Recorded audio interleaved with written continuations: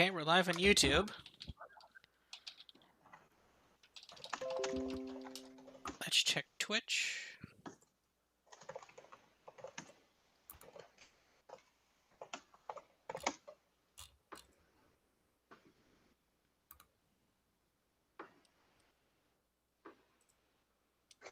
It says we're live on Twitch. We got 3 viewers on YouTube. Thank you to those 3 viewers on YouTube. We're coming. Give us a minute here. We're getting set up.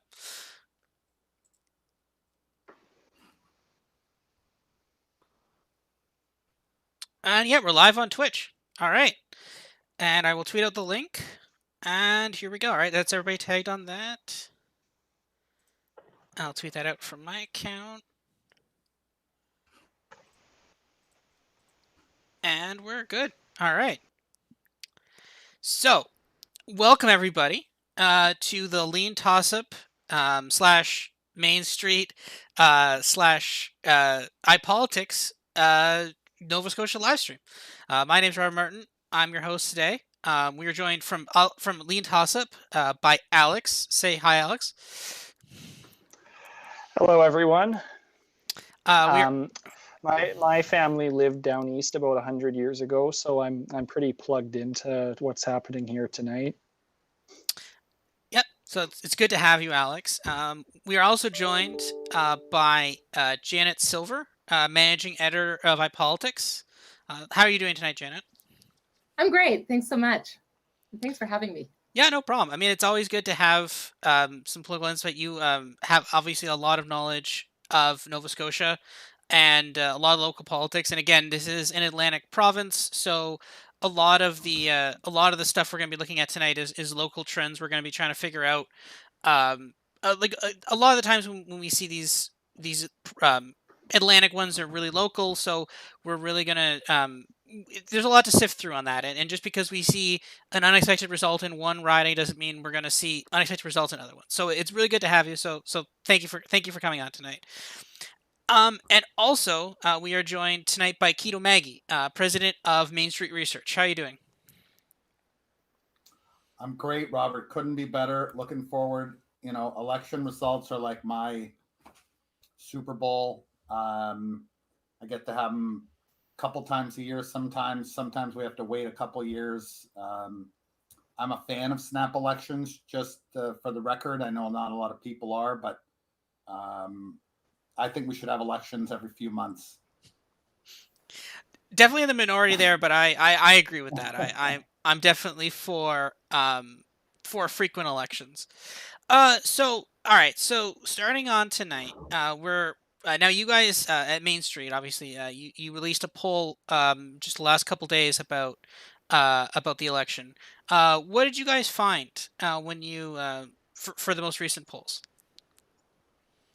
Yeah, it was a really unusual result. I think we talked a little bit about this earlier, just in a private conversation about that. You know, we did one early on in the election. I think a couple days into the election, we found a pretty substantial lead for the Nova Scotia Liberals. The most recent one we had seen, of course, a few other polls that have been released showing a bit of a tightening race. And we found a 2-point lead for the Nova Scotia Liberals. But what I pointed out is 2 very unusual things. Number one, that the undecided was up overall to 16%. The second and highly unusual thing for any poll, never mind this election, is the undecided increased as age went up. So it was 10% among under 35s, going up to a high of 20% among people over 65. That is unheard of. Usually the older the voter, the more decided and locked in that vote is. But we saw that undecided vote among over 65s, I believe, went up by a factor of 4 from the first poll to the second poll. You know, and the timing of that poll all makes sense. I think Janet probably could add some context to that particular result. Yeah, so what happened about 8 days ago in Nova Scotia was there was this 86-year-old man who was out working in his driveway, and he fell and he broke his hip. And his wife called for an ambulance. And he spent 3 hours, or was told the ambulance was going to take 3 hours for the ambulance to get to pick him up. And he lives a 10-minute drive from a hospital in the Halifax-Dartmouth area. Neighbors were getting really worried because at 86 and you fall and break your hip, well, that can go downhill very quickly. They finally were able to get a hold of the RCMP detachment. The RCMP came out, picked him up, and took him to the hospital. The ambulance was 3 hours away in Port Hawkesbury, which is way north of Halifax, Dartmouth. That happened 8 days ago. And it has been the talk in Nova Scotia because 70,000 people living in Nova Scotia do not have a primary care physician. Healthcare in that province has, for years and years, been a big issue. And the PC leader, Tim Houston, has been hammering on this issue, particularly in light of what happened with the 86-year-old man. By the way, thank goodness is still alive.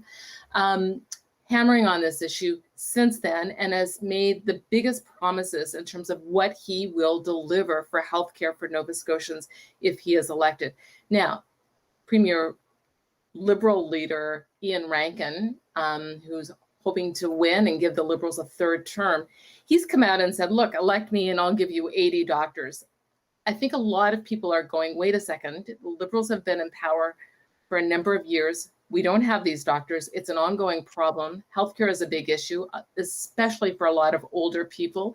And I think given what happened last week with this gentleman lying in a driveway, waiting for an ambulance, it brought the whole healthcare issue to the forefront in this election campaign.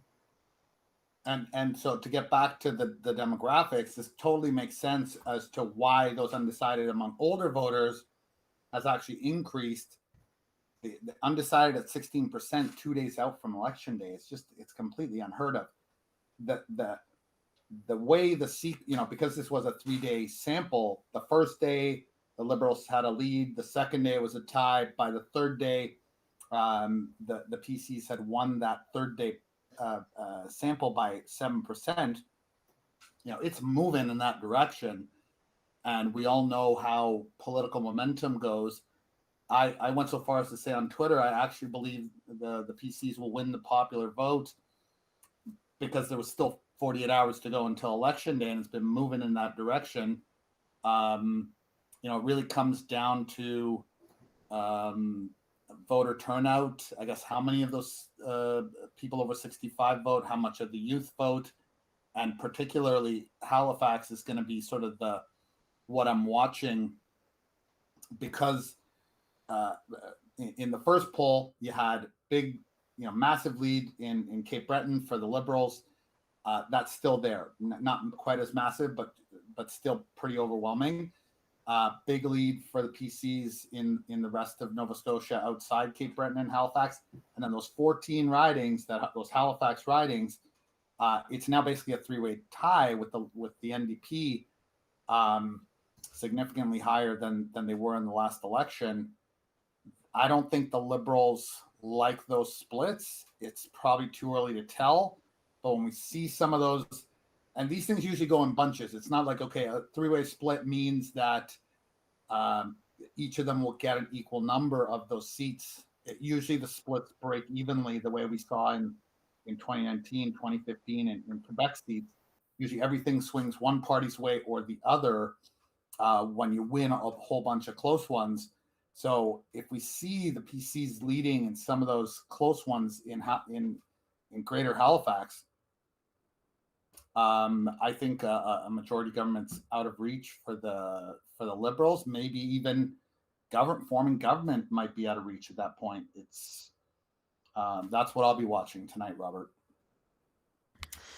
Yeah, and those are really important points on that. I think one of the biggest things you look at when you're looking at these Atlantic elections is the kind of insane vote splitting that really helps the Liberals, right? You see these kind of insane vote efficiency gaps, specifically in areas like rural, outside of the major cities, right? I mean, obviously, when you're looking at Halifax, you're obviously looking at a major metropolitan area, and then outside of Halifax, you've got a lot of these relatively large rural ridings. And now, Obviously, when you're looking at something like Ontario, BC, Alberta to an extent, they all vote Conservative, but extremely more Conservative in the rural areas.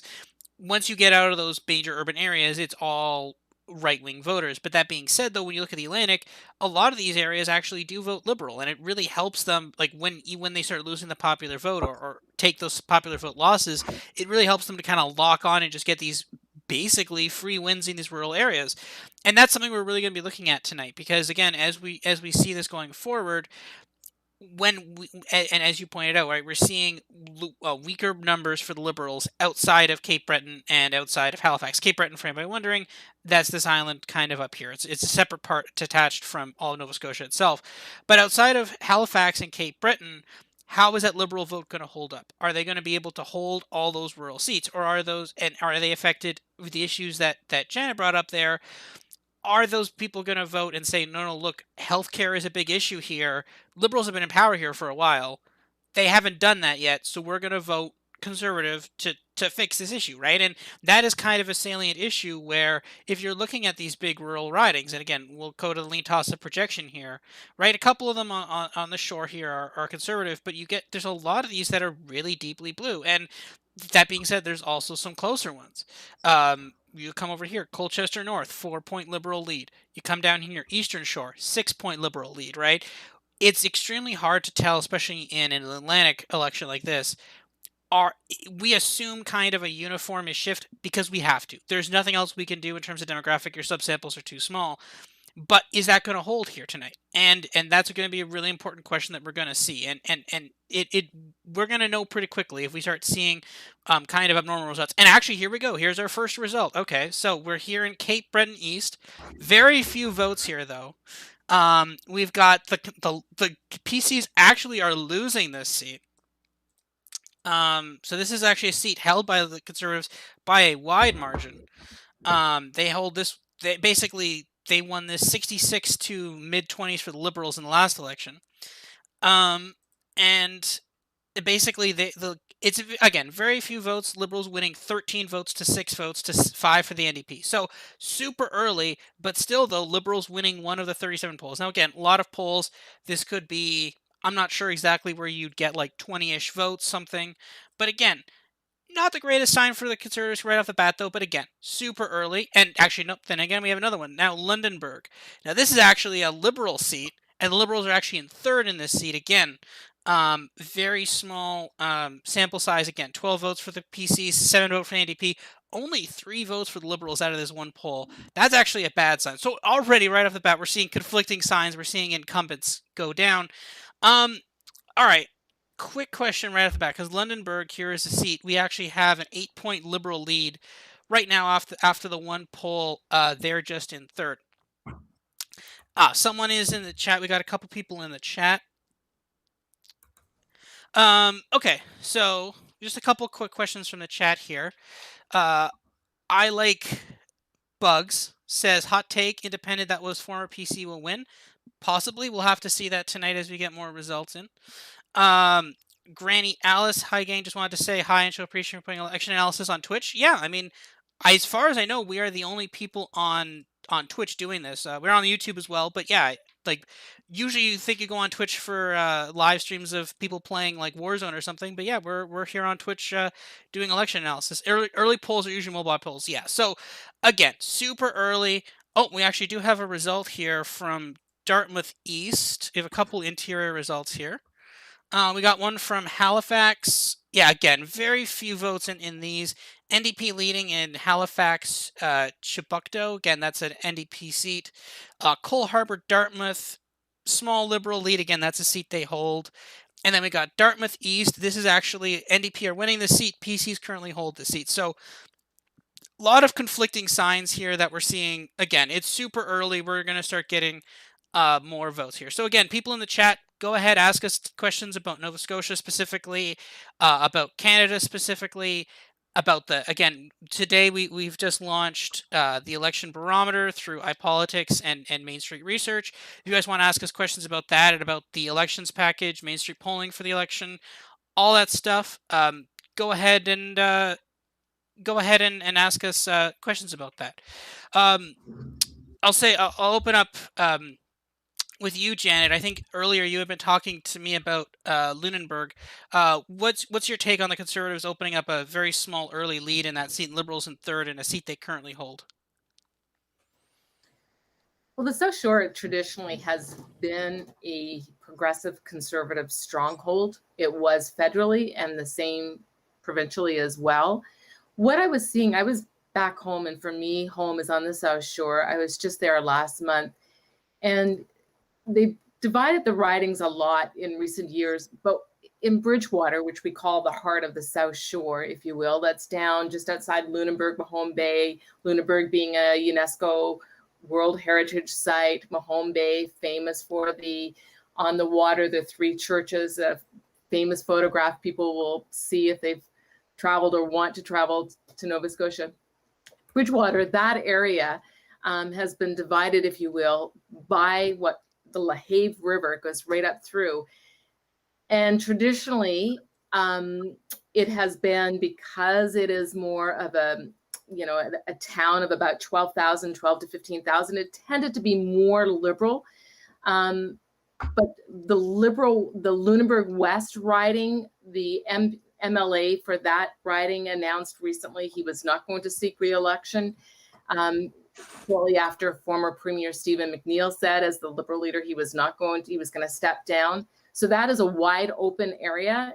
In the town of Lunenburg, there have been more and more signs that have gone up over after the election was called, that have gone up for the PCs, and that's usually a sign, local political for local political watchers, if you will, in that area. That's always a sign that more and more people are looking at the PCs, potentially going to vote them in. It's always a battle of the lawn signs in that area, and there's definitely a lot more PC signs that have gone up, especially in the last 3 to 4 weeks.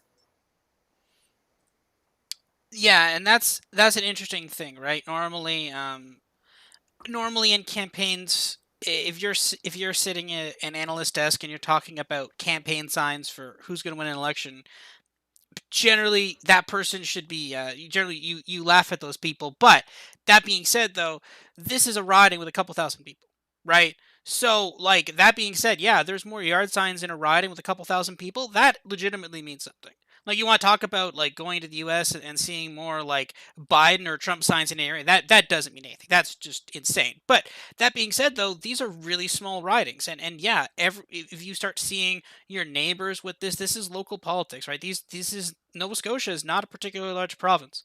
Couple questions in the chat. One is about Nova Scotia. Is Nova Scotia less of an urban-rural divide when it comes to seats? Could a party win the urban seats and win the election? I haven't actually counted them all straight up. That being said, just going from my quick federal knowledge, it's about split equal. So I don't think there is a ton of. It's not like you can just win every urban seat and then you win. I think you actually need to pick off a couple of rural seats as well. There is a pretty about 21. So that's a minority now because they increased the ridings to 55. So is it 21, or I forget now how many are in the Cape Breton larger, like the Census Metropolitan Cape Breton. I think it's 5 or 6. So there's 14 in Greater Halifax plus. So it's either 20 or 21.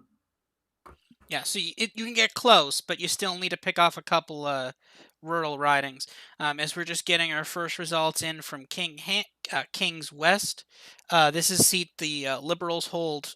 Well, they hold it federally too, but it's named Kings. I believe it's named Kings West federally, but they hold that one by about a 14-ish point lead, and they are up actually about 20 points, but again, super early. More votes here. Liberals at 23 to 15 for the Conservatives in terms of raw votes. More votes here than other votes, but again, still a long way to go for that one. Queens down here. There we go. Here's something. We got 63 votes for the Conservatives, 10 votes for the Liberals. Again, this is a seat that the Conservatives hold here in Queens. In terms of vote shares, this is actually a pretty good sign for it. Again, it can be from a pretty good PC area, but again, right now the model has them about 53 to 24, give or take. Again, these are extremely rough estimates, but that's a substantially better result for the PCs. than the model would suggest. Again, super early, only 1 of 28 polls, but again, that's if you're the PC leader, that's something you want to see at this point. Argyle down here, another one for the PCs. They've got about a 30-ish point lead there in the model. And that's dead tie after 2 polls. Great. So the model's just chalked then. Okay. But anyways, I mean, it's still pretty close. So again, we're seeing sporadic areas. It's not there's no particular clear thing. Okay, this one's kind of interesting. Victoria, the Lakes. We got 1 poll result here. Liberal is up 3 votes. They're beating the incumbent Conservative. Again, we're seeing really mixed signals here tonight. But again, as we get more results, we're going to get there in terms of, we're going to get a much clearer picture. That's all. Okay. One poll, Robert, reporting, or 2 or 3, really doesn't mean very much. Yeah. I guess, there are some mixed signals, of course, but part of the reason why when you and I started plotting out what we were going to do for iPolitics, that poll level modeling was so important, because we know that within a given riding you can have neighborhoods that are very hard, right next door to each other. You could have bastions of Liberal vote and bastions of Conservative vote, and NDP, Green, etc. And it's more important to look at swings at that level necessarily than riding polls, than riding wide swings. But that's just pointing out that that's part of what we've been doing for iPolitics now for the last couple of days, and it's going to be, I think, at least a better viewing on election night for the coming federal election as a result. Mm-hmm. Yeah, and I agree with that, right? I mean, I remember last year when we covered it for Lean Toss-Up, and the Ryan polls are extremely valuable, right? It's a great check on the modeling side, right? It's like, hey, do you match the riding polls? Good, right?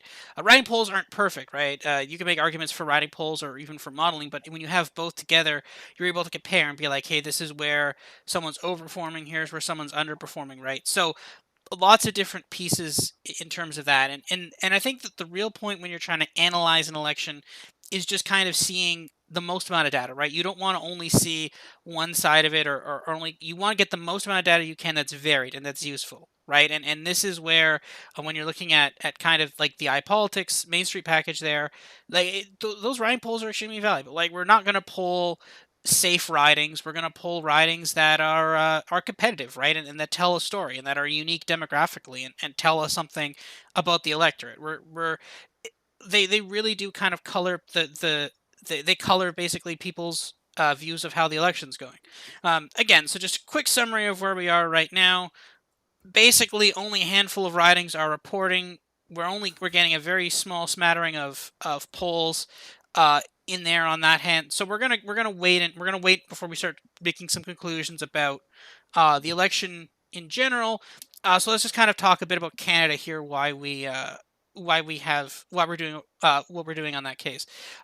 So Janet, in terms of analysis of an election, what do you think is kind of more valuable? Do you think the kind of top line stories are more valuable, or do you think that that when you do like a kind of a riding poll, does that offer a kind of different perspective on kind of the same data?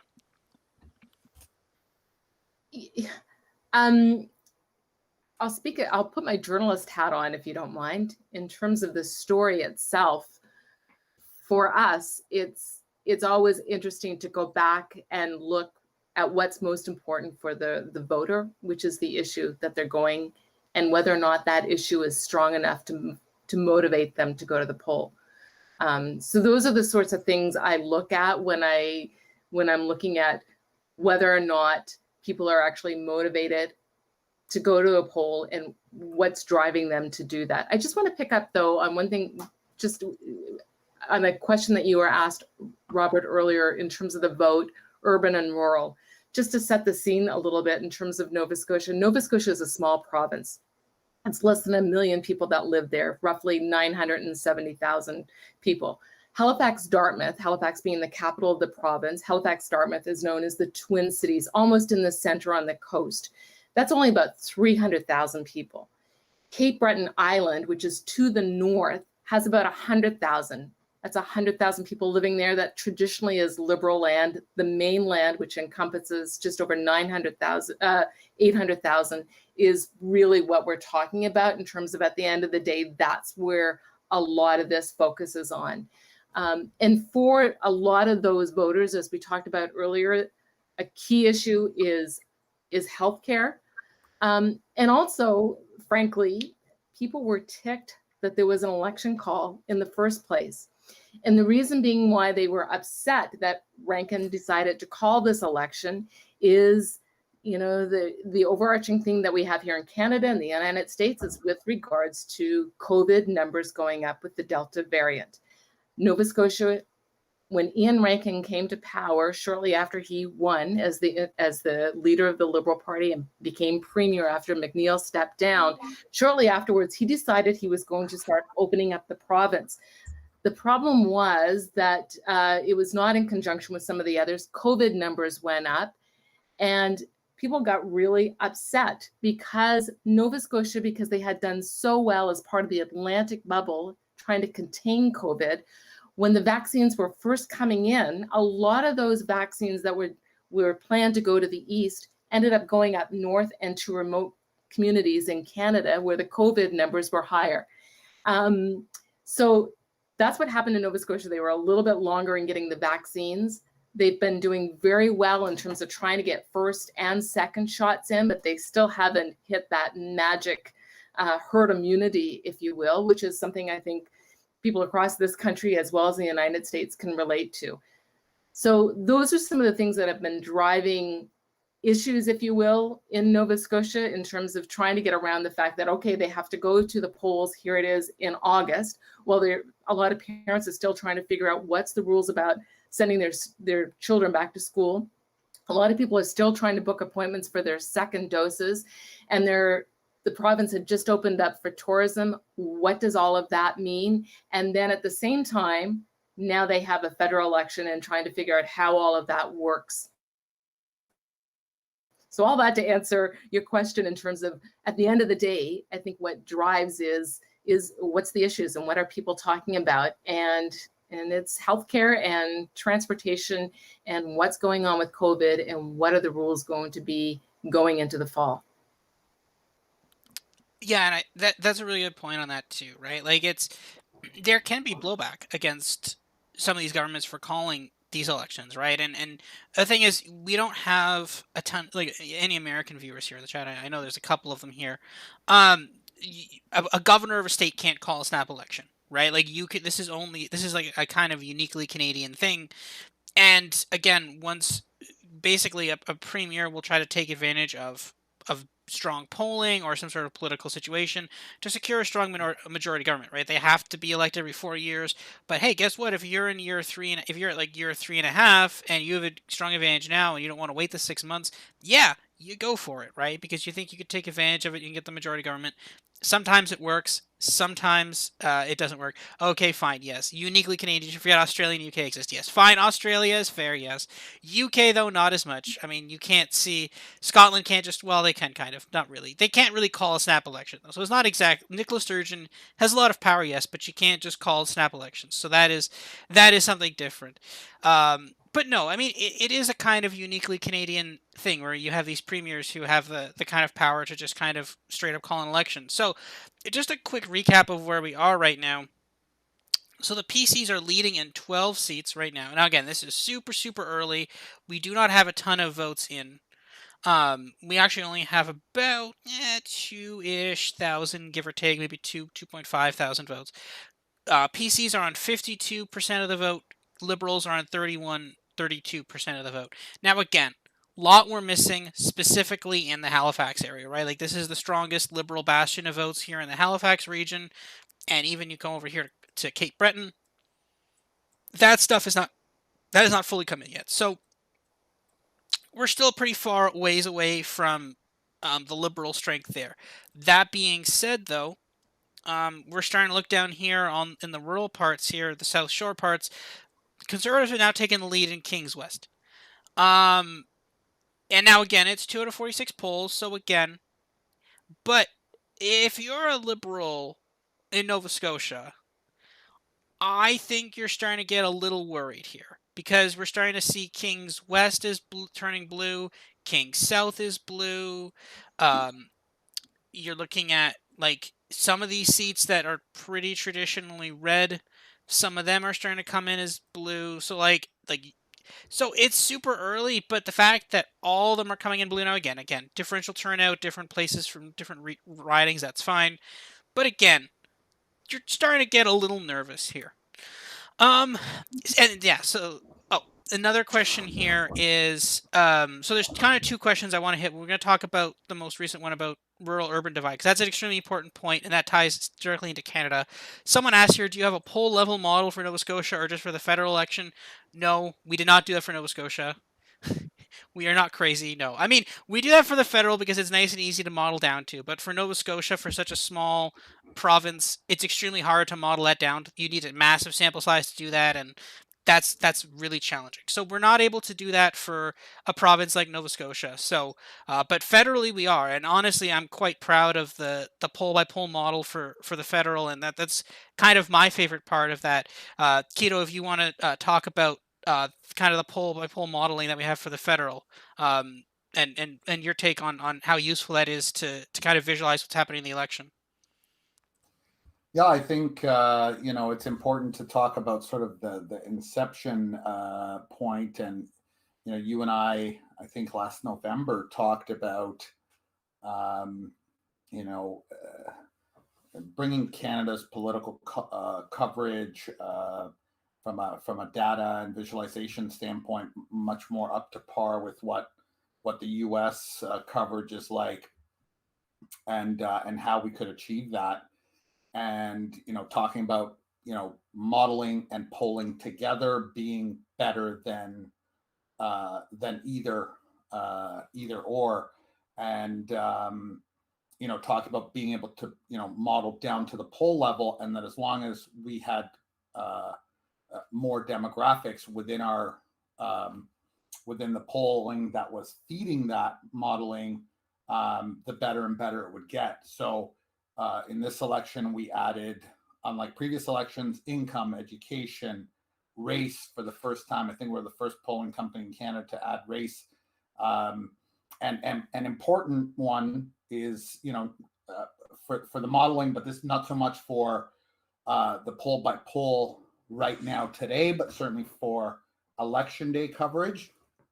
The important one that we're asking this time is, your vote type. So because we know we're still in a pandemic, we might be in a fourth wave. Numbers are kind of up and down. Today they were down in Ontario, but by the time people are voting, there may be a lot more people in this election that vote by mail. So we're asking that question. So knowing all those different breakouts, not just age, gender, region, language that we typically have, but using education, income, race, and vote type to be able to model what might happen. Remember that by election day, and we talked about this earlier today, was that we're going to know by writing how many mail-in ballots were sent by Elections Canada, how many were received and are going to be in a box. We don't know, but how many are sent by writing. We're going to know how many people voted in an advance poll. So knowing that and being able to model the total number that we do over a 36-day, which is about 400 to 600 per day. So over 36 days, that's a pretty big sample, very robust. And it's going to tell us how every demographic down to a very, very micro level. So this is the way campaigns see elections, not just big data, but small data as well. So that was the idea behind what we built, the election barometer, and then the data behind that election barometer. And kudos to you, Robert, for the execution and the mapping. It all looks amazing, and I think it's going to be great for the kudos to Janet and the iPolitics team as well for agreeing to embrace our vision for doing this in this election. And I think this is really going to be a very revolutionary type of coverage and data and visualization that Canadian politics hasn't seen before.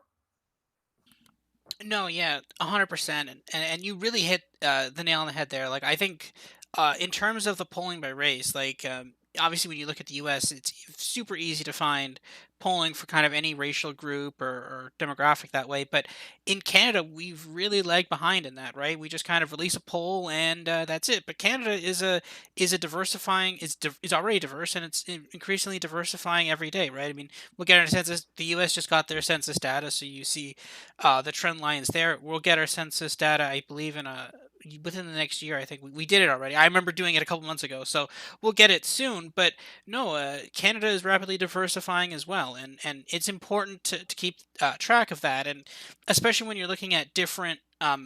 Racial groups in different especially in different provinces, that really factors in, especially in a lot of those GTA ridings. And that's kind of the really cool thing about the poll by poll. As far as I know, it's the first of its kind, and I was really happy to do that. And it's really cool that we're gonna. Like, I'm gonna definitely look at that myself after I upload it every day. I'm gonna be looking through that and seeing what's happening in a lot of those in like those GTA and all those other precincts. And it's really fascinating, and not only just to see it, but in the future, because we have all that data matched to those precincts, we could do a ton of analysis of that, and I'm really excited for what we can do with that. So also, just while we've been talking now, you guys probably heard the ping in the background. Curtis has joined us. Curtis from Polling Canada. How are you doing tonight, Curtis? I am alive, to say the least, Apparently as a I always am. apparently a very tired Curtis. So you're just coming in now, Curtis. What's your first takeaway from what's happening in Nova Scotia right now? Well, I have not taken a. Well, actually, there it is. I was about to say I've not taken a real deep look at the map. However, it seems that Lot of what we're blue. missing, yeah, a lot of blue. Yeah, it's more blue So, than we thought.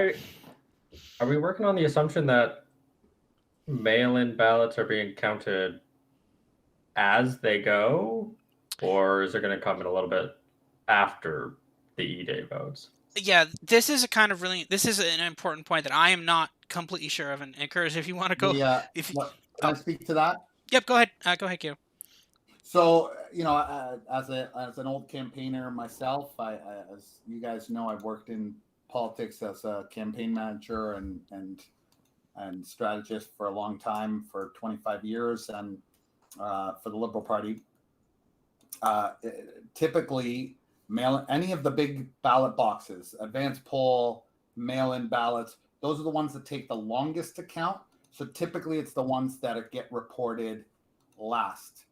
Um, uh, we didn't see any big counts in those early first reported numbers. So I'm looking at the elections Nova Scotia, and PC's now lead in 22 ridings versus 8 for the Liberals. This is moving in the wrong direction for Ian Rankin. So yeah, no, in terms of advanced vote, mail-in ballot, those typically come in last, just by the nature of the fact that there's a lot more ballots in them. They tend to be the biggest ballot boxes, so those tend to report last. There are a few exceptions to that. I think it was in the last, I think it was the New Brunswick election where they had pre-counted all the mail-in in advance, and they dumped that all early. We had that vote, and then election day ballots were sort of added to that. So, but that doesn't look like that's what's happening here in Nova Scotia. I think that will make a difference here, because that early vote, when we had, remember, the same thing happened in Newfoundland. The early mail-in ballots and the early advanced poll pre outbreak looked very, very different when it reported, and based on the polling as well, it looked very, very different than the ballots that came in on election day. I'm not sure it's going to be, it's still early yet here but right now it does not look good for Rankin's governing Liberals, and got to be a lot of nervous people in the room right now if you're them. Yeah, before we were talking about how some people might be starting to get nervous early on. That nervousness is definitely there now.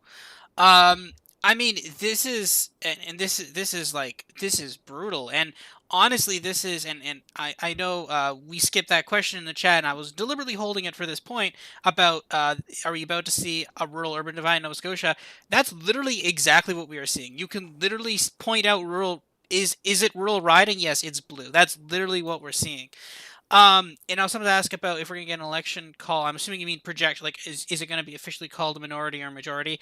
It depends how close it is. At this point, we might be calling this pretty early here, folks. Now again, and this is where the mail-in balloting comes, right? Because again, and this U.S. 2020 is classic example of this. We could be looking at much faster counting Georgia here, right? It's very possible that we could basically have a lot of left, or in this case, liberal-leaning mail-in ballots that are about to come in and will be counted over the next little bit, and that will start flipping some of these. But like at this point, it is really not looking good for them. Even coming down here into Halifax, I said hold off on what we're looking at until we start getting into Halifax. Conservatives are holding the lead. They're holding the lead in Sackville, Cobequid, which is fine. That's actually what the model expected. Because this is an NDP that the PCs are picking up.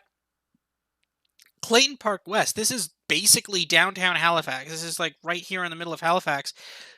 PCs actually have a lead. Now again, one poll, 5 votes, but we could only keep saying that so many times at this point, right? Like we keep saying, "Oh, one poll, only X votes," but like we're trying to see more polls from these places. Kings West, right? Look at this. This is now an almost 50 vote lead for the Conservatives here, an 11.50 vote lead.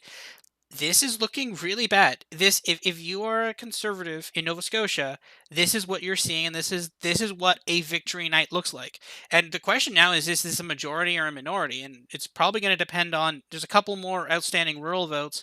Some nice thing here. Cumberland North. This is the independent. Liberals have a 1 vote lead, so the independent could definitely make it here. Elizabeth Smith McCrossan. Bill Casey looking pretty strong here. Again, that will need more votes from there to determine that. But again, if you are a liberal in Nova Scotia, you're pouring yourself a pretty stiff drink here right now. Now, I'll go to Janet here I think quickly. let me add that if you're a liberal in Ottawa right now, you're probably pouring yourself a stiff drink too. Yeah, exactly. That's just what I was about to ask Janet there. So the question is, let's fast forward to tomorrow morning's headline, right? Let's say this is the result. Again, we're not calling it. We're not calling it. We're not forecasting Rankin's defeat here yet. But if this is the headline of Conservative majority here tonight, what does that mean for the Trudeau camp in Ottawa? Can I just go back to the drinks though? Because I think at the end of the day, that's what people really care about. So if you're in Nova Scotia, especially if you're on the South Shore, you probably would be sitting down right now with Captain Morgan's black rum. So that would be the drink of choice. Maybe beer in a few other places, although there's a lot of Nova Scotia, especially if you look to Annapolis Valley, which would be that Kings West riding that we've been talking about, and a few others. They're doing a lot of little wineries, real boutique wineries. However, having said that, if I'm waking up tomorrow morning and I'm here in Ottawa and I see that the Progressive Conservatives in Nova Scotia have had a really good night, Liberals not so much, I would go back to what Keto just said. If I were a federal Liberal, I would be very nervous, wondering, what does that mean? Why did it go so blue? What could that potentially mean for the federal election on September 20th? And where's the mindset then? The feds have called, the Liberals have called an election for September 20th because they were looking at polls and it was showing that they could potentially have a good majority, which is what they wanted.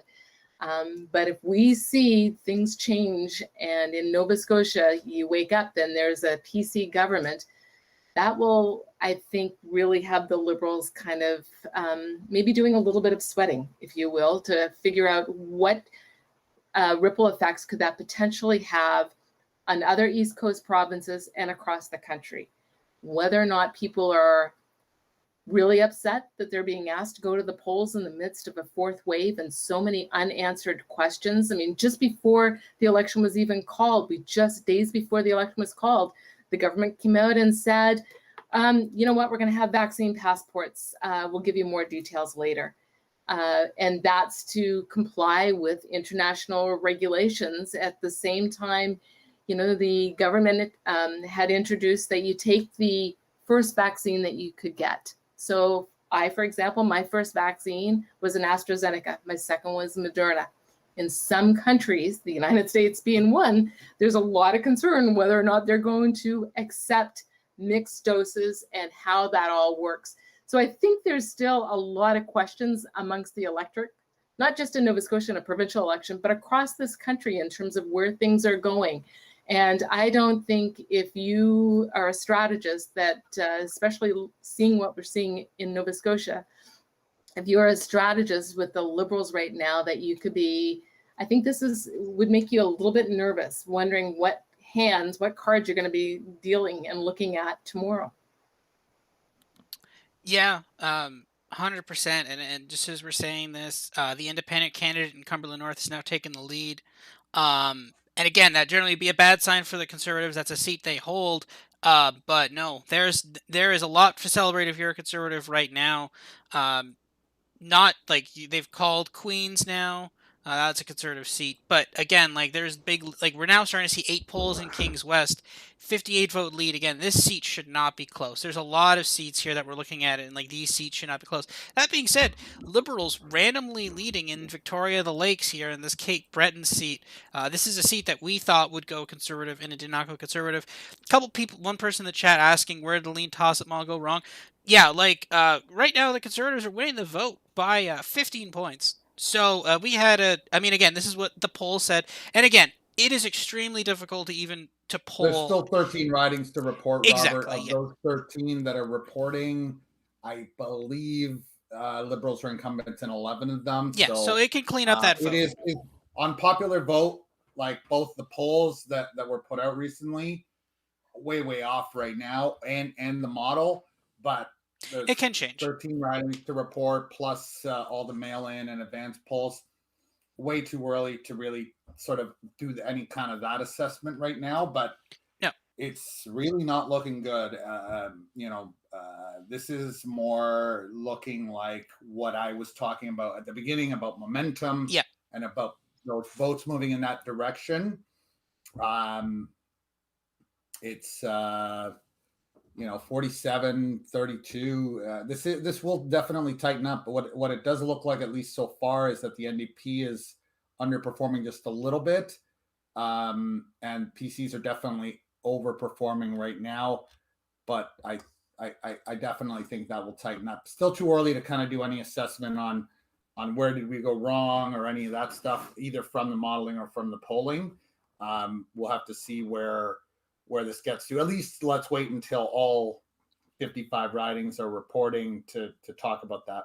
No, yeah, for sure. And I think it is an important thing. Again, there is a lot. And again, we haven't even seen the majority of polls in some of these ridings, right? Like Kings West, this is kind of the shocker at this moment.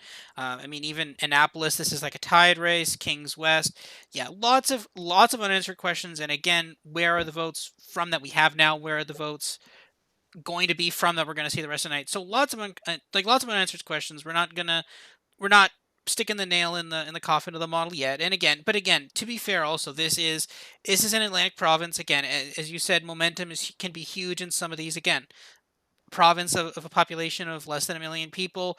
It's really hard to do this. And honestly, we put out a model, but yeah, we're here for the ride, and this is exciting. This is a huge upset here tonight. So I will point out that Atlantic Canada, if you look at the history, local riding swings can be absolutely massive. The one that I remember from the last Newfoundland, not the most recent Newfoundland election, but the one before, was Labrador West, where the Liberals won it in the previous election 70-20. And then in the very next election, it was won by the NDP 70-20. And that was with the incumbent. But usually, look at the swing, for example, in Cape Breton Canso, federally. When Roger Kusner retired, didn't run in the last election, it swung 38 points. Like it was a 38% drop for the Liberals in that riding in the 2019 election. Local candidates matter. Sort of swing issues matter in Atlantic Canada much more than anywhere else. I don't know what, Janet, do you have any thoughts on that? Does that make sense, what I'm talking about? Totally makes sense. And people have very long memories. Just want to go to something you were talking about, and I'll pick up on that, and Keto, I get in a second. But going to Robert, you've been highlighting the ridings, King's North, King's South, King West. Just to pick up on what we were talking about a little bit ago with regards to the impact potentially federally, that area federally is held by a conservative. It's West Nova. The Liberals really want that riding because it used to be Liberal. So if this provincially goes all PCs, that is something federally tomorrow morning I would be really worried about. In terms of the swing, absolutely. Yeah, and voters can turn on a dime. I remember years ago, former NDP government of Darrell Dexter, he brought in a whole bunch of changes, and some of them, getting rid of patronage and a few other things on the surface would seem great. And he had one, and people were really excited to get a very progressive government in place. And boy, shortly after that, they turned, and I can't see for quite some time an NDP government forming with a majority in Nova Scotia. People just do not forget. And all politics is local, especially in smaller provinces like Nova Scotia. It all comes down to what are you going to do for me? And is the road that I have to travel, has it been paved? Is it sand sealed, or is it good gravel? How often is that snowplow coming? And wow, you just put in a new bridge, but you put in another single lane bridge. Why not a double lane? It seems like it may be trivial, but it really means a lot to voters on the ground. There's a big thing in terms of trying to expand the highway, if you will, that goes from Halifax, Dartmouth down to the South Shore. For years, a lot of it was the Trans-Canada Highway, if you will, was a 2-lane highway. There's been a big push to get it to 4 lanes. That again has been a huge issue in terms of for commuters to be able to, if you're traveling into the city to go to work, and if you don't live in Halifax, Dartmouth, everything is the city, and that refers to Halifax and Dartmouth. If you're going to your local town, you're going to town. Like there's a different way of speaking in terms of the local language on that front. But yes, people will turn if they feel that the government is taking too much or not doing enough, and say, you know what, we've had enough, we'll vote them out of office. We'll bring them back later, but let's just give them a taste of their own medicine. Yeah, and that's the thing, right? When we're looking at these at least Atlantic ones, right? Like you look at, say, something like Ontario, right? Doug Ford says something that almost becomes a pseudo-national story, right? Jason Kenney says something, right? Those are almost national stories. But we look at some of the Atlantic ones, and a lot of these issues are local, right? And this is the thing, we talk about like issues in Ontario or in the other or Quebec, right? And those get national coverage, right? But like extending a highway, whether or not it's 1 or 2 lanes, that's very rarely covered nationally, right? So lots of important local issues on this. One thing I want to say now is this. So one quick thing I want to say. I want to talk about the rural divide in a second, but so Caleb just came into the chat. He also said, "What have I missed so far?" Well, just as a quick recap. Currently, I will say this is actually an important caveat to have at this point. No seat has been called for the non-incumbent party. So currently, at this moment, no one has picked up any seats that have been called yet. That is an important caveat because even now we're starting to see the Liberals pick up Annapolis, right? So, and that's a seat that they hold, right? They're now in the lead in Annapolis. Again, barely, not where we'd expect, but again, a lead, right? We are seeing a lot of we are currently seeing a lot of strength for the PC government and a lot of weakness for the incumbent Liberal government. PCs are vastly overperforming expectations. Whether or not that will hold, who knows? We're seeing a spattering of votes here and there, but currently the story is good night for the non-incumbent. That's currently the story. We'll see what the story says. PCs just took 30 to 10. That is, wow. Sorry, Robert. Sorry to interrupt. Oh no, it's okay. Wait, sorry, 30 to 10 seat count. Yeah. Yeah, well, CBC's a bit behind that. Oh yeah, 30. There it is, 30 to 10. What's 2 seats flipped? Yeah, the Cape Breton one. So the Victoria and the Lakes, the Conservatives had the lead. Liberals had the lead there. It's flipped back now to the incumbent. Yeah, again, nothing has been called for a non-incumbent party, but again, that seems like a matter of time at this point. So one quick thing I wanted to say. Okay, someone's asking if these are results in part of the federal election. Someone's from the UK. No, this is the federal election is happening on September 20th. This is a provincial election. Again, a federal election will happen here, obviously in Nova Scotia, but these are exclusively provincial results. Same parties, kind of in the same way that you have a local Labour Party, local Conservative Party for your authority. But it's the same parties, but different people and also different positions on issues. A lot of the positions that, say, the local Conservative Party here, the Nova Scotia PC Party takes, might be completely different from the federal. So while it is kind of a proxy, it's not a perfect proxy there. Like switch represents. Yeah, I know in Ontario they like to switch who represents them when it comes to federal provincial governments. Can the same be said for Atlantic provinces? It's a bit more complicated. The Atlantic is kind of just weird. It seems like a pretty strong region for the Liberals in general. So, a little bit of changing up, but again, it's just kind of government's just kind of falling out of favor. Keto? I just wanted to, in terms of that question, I think Atlantic Canada does like strong representation in government, not like on the national government, and it's a very different dynamic when it comes to sort of their local politics in terms of their provincial legislatures. So there are two different dynamics, and would you agree with that, Janet, in terms of how federal representation is viewed versus the provincial representation? Absolutely. Yeah. And the one thing, just going back to some of the results that we're seeing to come in, and this will definitely pick up on where you're going at, Keto. If you look along the South Shore, so if you're looking at some of the ridings like Lunenburg West, down through to Yarmouth, you'll see there's a lot of blue. Now, there's still a lot of polls that aren't reporting, but there's a lot of blue.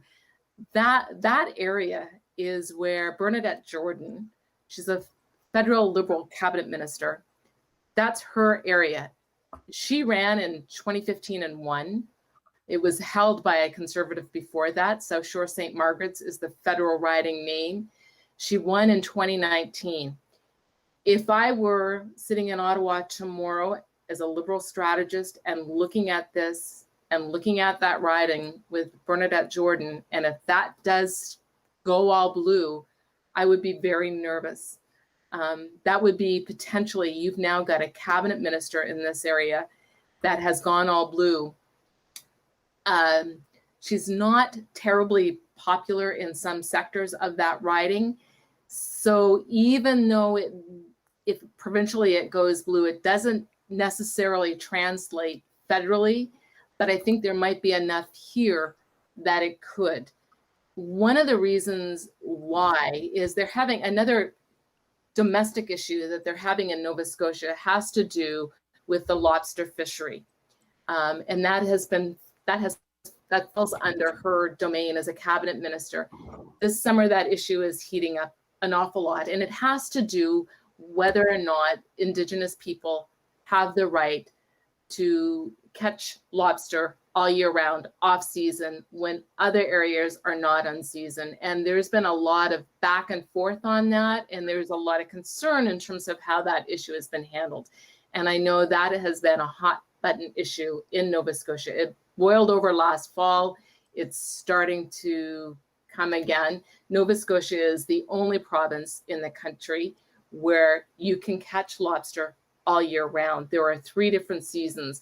One over on the west towards where we see on the riding map, the Kings County West, that would be the Bay of Fundy between Nova Scotia and New Brunswick. It's also where Roosevelt used to go during World War II. There's an island there where he would go. There's another lobster season on the Atlantic, and then there's one to the north between Nova Scotia and Prince Edward Island. So that is an issue. So if that whole South Shore will be one to watch and see where that goes by the end of tonight. I want to play devil's advocate here, Janet, in terms of the relative nervousness of Liberals in Ottawa tonight. Although I know I said that earlier, but I'll play devil's advocate and say that Tim Houston described himself, self-described as closer in policy and ideology to Justin Trudeau than any other federal leader. And so I think that needs to be pointed out here, that, Tim Houston and the provincial PCs ideologically, policy, social programs, economic policy, far, far closer to what federally is a liberal than what is a federal conservative or federal NDP. In fairness, I think that needs to be pointed out.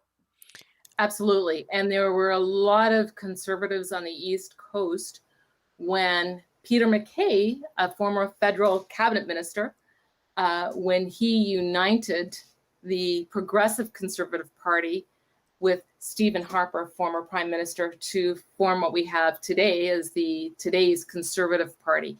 Absolutely, Keto, what you were saying. Progressive conservatives in Nova Scotia, in Prince Edward Island, are socially very progressive. Economically, or in terms of the finance, it's definitely far more conservative. Big issue in Prince Edward Island as well as Nova Scotia is environment. Very much so. The reports are that by 2050, the causeway, if you will, connecting Nova Scotia to New Brunswick will be underwater. That entire province will be 2 islands, if you will. So the environment is also a very, very key issue, and probably more so than where some on the federal side for the Conservatives are at, in terms of where progressive Conservatives are at in Nova Scotia when it comes to the environment. Oh, so actually just a quick thing here. We just got the banner. You guys can't see it on the stream. Okay, it's below our ticker, but it says PC Party will form Nova Scotia government, CBC News projects. So that's a big story right there. That's pretty crazy. Massive. They're on the cusp of majority. Yeah. The NDP that was underperforming earlier tonight, Robert, was tied a moment ago. Now it's flipping back and forth with the Liberals in terms of seat count, and their vote share is getting up there closer to 20. We're right around where we had them in the polling. I think it's really going to come down to those advanced polls and the mail-in ballots when they start reporting, probably quite some time from now, to really bring this vote share back to a closer race like what our polls were showing. But again, as I said earlier, it was moving in that direction, and the turnout and the momentum was definitely in the PC party's favor. They've pulled it off, the major upset here, and but Tim Houston ran a very disciplined campaign, was able to capitalize on the mistakes, and Ian Rankin never quite caught on. I think, despite winning the leadership overwhelmingly. Let's remember that Rankin wasn't even on the leadership ballot that Main Street did a poll 14 months ago after Stephen McNeil announced his retirement, that and a lot of high-profile Liberals in Nova Scotia turned down this job about becoming premier and facing the electorate a third time. Among them, Scott Bryson, and others, and Ian Rankin took the helm. On some regards, did a good job. ran a terrible campaign, and this is why people say campaigns matter, because this campaign was terrible, and Tim Houston took advantage of every single mistake, was already hammering on healthcare. This issue happened 8 days ago. This event with this 86-year-old man who broke his hip, and that's all she wrote. That was it. I'm looking at these numbers now. I don't see this going any other way, just like CBC has already projected. But right now, it's just a matter of will they pull off that majority? They're winning them in bunches. All the close ones, the PCs are pulling off. Now NDP and Liberals are tied at 12 seats. Whether there'll be opposition or not is now in question.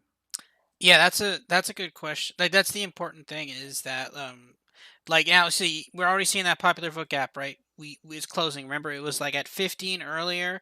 Oh, now we just got an update. Now it's down to about 12, 13 to 12 and a half or so, give or take.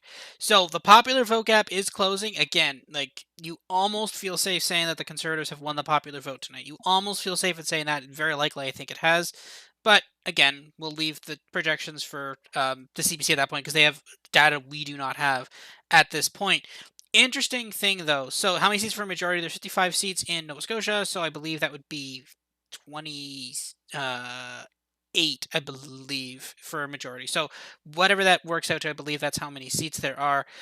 Interestingly enough, I was about to make a point, and then the Conservatives just disproved me, as the Conservatives take the lead here in Bedford South in Halifax. The point I was trying to make is that when we look at Atlantic Canada, specifically in Canada, we see the Liberals winning these kind of rural ridings that in any other part of the country they would have no business winning. You're looking at giant rural ridings, and you look at you look at a riding that looks exactly the same, like kind of same profile in Ontario, in even Quebec to an extent. You look at them in other parts of the country, and those are all either Conservative or, in the case of Quebec, generally Bloc. Tonight, and again, you look at our projections for this, right? You see a lot of these rural ridings, Liberals picking them up. Tonight, that is a sea of blue there tonight. And this is the biggest liability that not only the federal Liberals have, but a lot of these provincial parties have. Like, you're still seeing over there in Newfoundland, the Newfoundland Liberals still have a couple of those rural seats.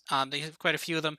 But federally, especially in Atlantic Canada, Liberals hold a ton of these seats. And definitely here in Nova Scotia. But tonight, those appear to be leaving. Now, again, as Keto said, the Conservative leader here, he actually compares himself much more favorably to Justin Trudeau. He would probably associate himself much more with Justin Trudeau than he would with Andrew Scheer, the federal leader, right? So these people are still voting for a relatively left-leaning Conservative party. But, and we'll work Alex and Curtis in here. Here we go. We'll go to Alex first here. Alex, do you think this represents... Oh, okay, yeah.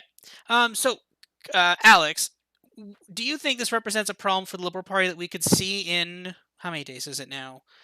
13-ish days? In 33, 34 days. Do you think this is a problem? Do you think we're going to see this... 34. Thank you, Curtis. You've got the countdown for us there. 34 days. Alex, do you think this is a problem we're going to see in 34 days? Or do you think this is kind of a one-off here just due to local factors? Gosh, as much as I'd like to use my platform to cast fire and doom onto the Liberals, the Atlantic provinces are just a really non-ideological place. For the benefit of our international viewers, the Atlantic has been described as the Celtic Fringe of Canada. So it's these, like, and I guess, and it's what you guys have been talking about all night, which is that this is a race super influenced by local factors where the PC party actively distanced itself from the federal Conservative Party. Like, so I know we also had the Newfoundland election, and we were on the stream for the Newfoundland election, and people were saying, like, oh, is the Newfoundland election going to have major implications for the federal election? And it's like, it's Newfoundland, man. I have no idea how those people think. But this may have serious implications for the federal election in Nova Scotia. So mentioning that there's a sitting Liberal cabinet minister whose federal riding is now in trouble on the provincial map. That's serious, because the Liberal path to a majority has to go through the slightly overrepresented Atlantic provinces. Yeah. Curtis, what's your take on this? Do you think, is it fair to start just transposing? I mean, obviously, I think in some cases, specifically with kind of well-known candidates, and again, as Janet pointed out, the one cabinet minister here on the South Shore, again, if there's local factors affecting her popularity, that person could be in trouble. But is it fair to start extrapolating this out and be like, cool, the Liberals are going to lose every seat in rural Nova Scotia? Do you think that's a fair comparison, or is that maybe a bit too much? I mean, I definitely think that, as I threw up on Twitter only a few minutes ago, where I said, Nova Scotia is a great example of the motto of campaigns matter. And I think when you're looking at the federal level, I mean, we've had elections in the past decade and a little bit where we've seen wild swings in the federal vote. I mean, 2011, when we saw the NDP become the official opposition. In 2015, we saw the Liberals go from third place to a majority government. 2019 was kind of this like one-off in comparison, where there was some movement and it changed the outcome and all. But I definitely think that I think, just generally speaking, that this is probably going to scare the Liberals tonight and going through with the rest of this federal election. And we'll probably make them realize, like, the idea of incumbent governments throughout the pandemic having just won majority governments here and there with little opposition from their main rival parties it might just be the case that it's not holding up anymore. But we also do factor in the fact that, like, a lot of Atlantic provinces, when it comes to their provincial elections, like PEI, for example, we make the running joke of, like, their parliament is basically like a city council, just because local issues affect their provincial parliament so much. And I mean, that's the case for any of the Atlantic provinces. So I think the results need to be taken with a grain of salt when you're trying to extrapolate and compare to the federal level. But I definitely think that there is insight to be gained here as to how things can move forward in relation to the federal election. Yeah, and I think, and this is pretty bad news, I think, for the Liberal majority, because according to our forecasts now, the Liberals' path to government is pretty wide open. It's going to be very difficult for the Liberals not to win the most seats.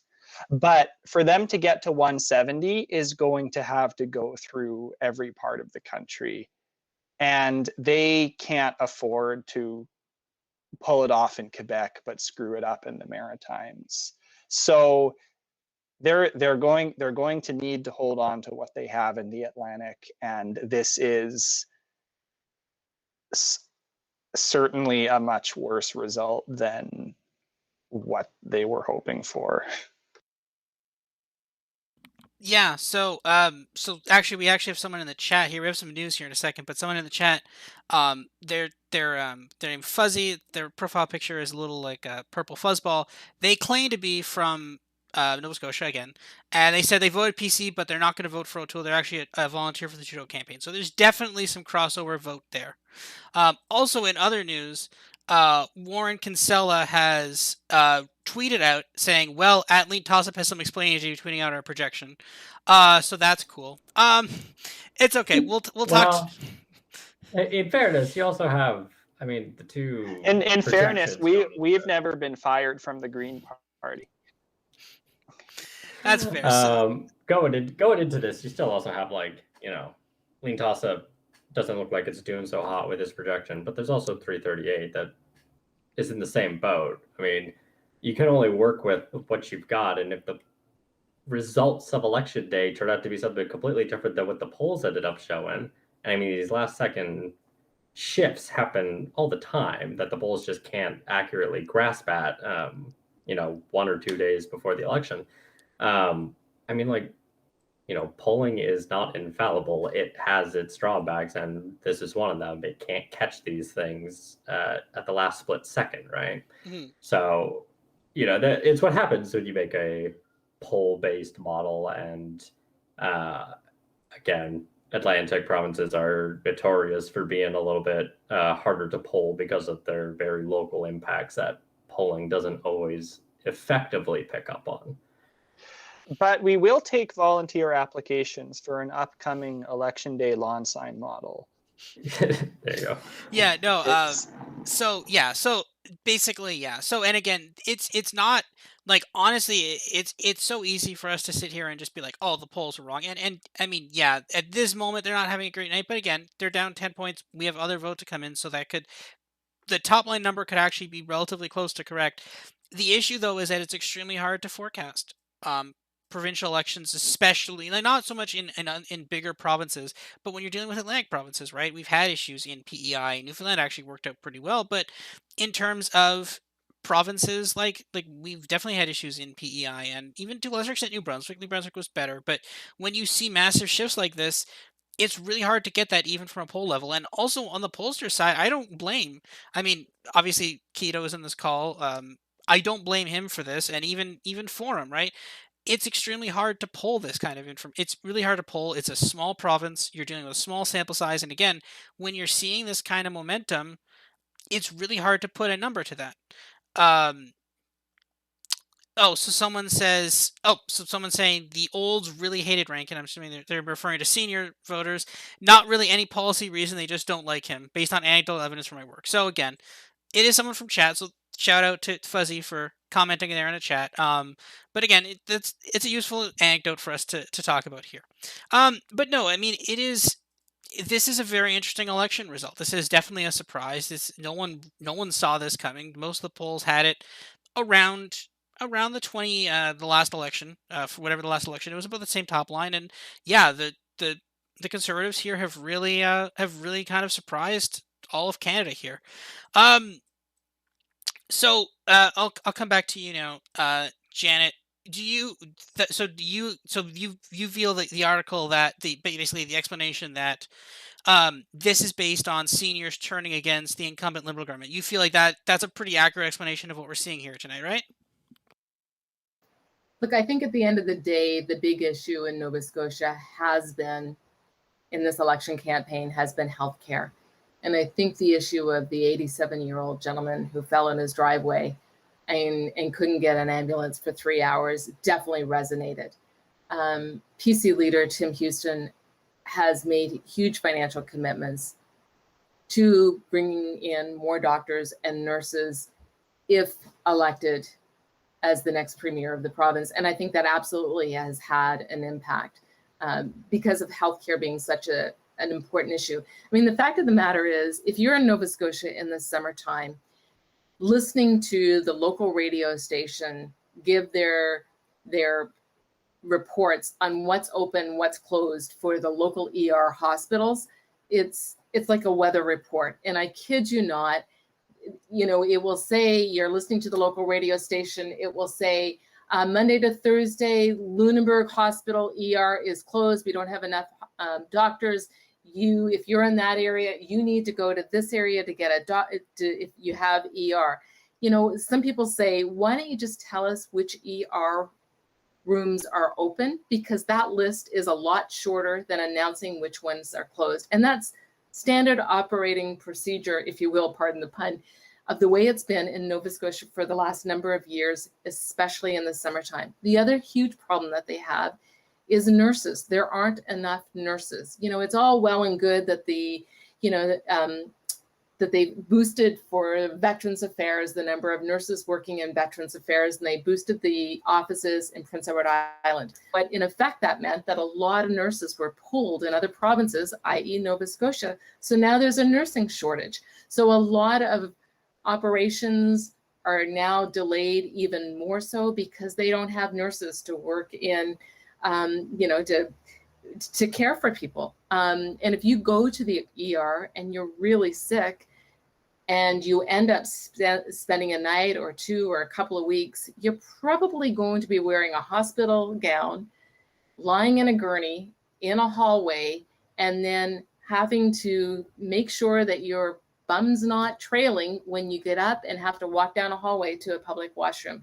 I know that problem exists across the country and in many other countries, but it's getting worse and worse. The population of Nova Scotia is getting older. It's a huge concern when you've got 70,000 people that do not have a primary care physician. So I think the events of last week, or 8 days ago rather, it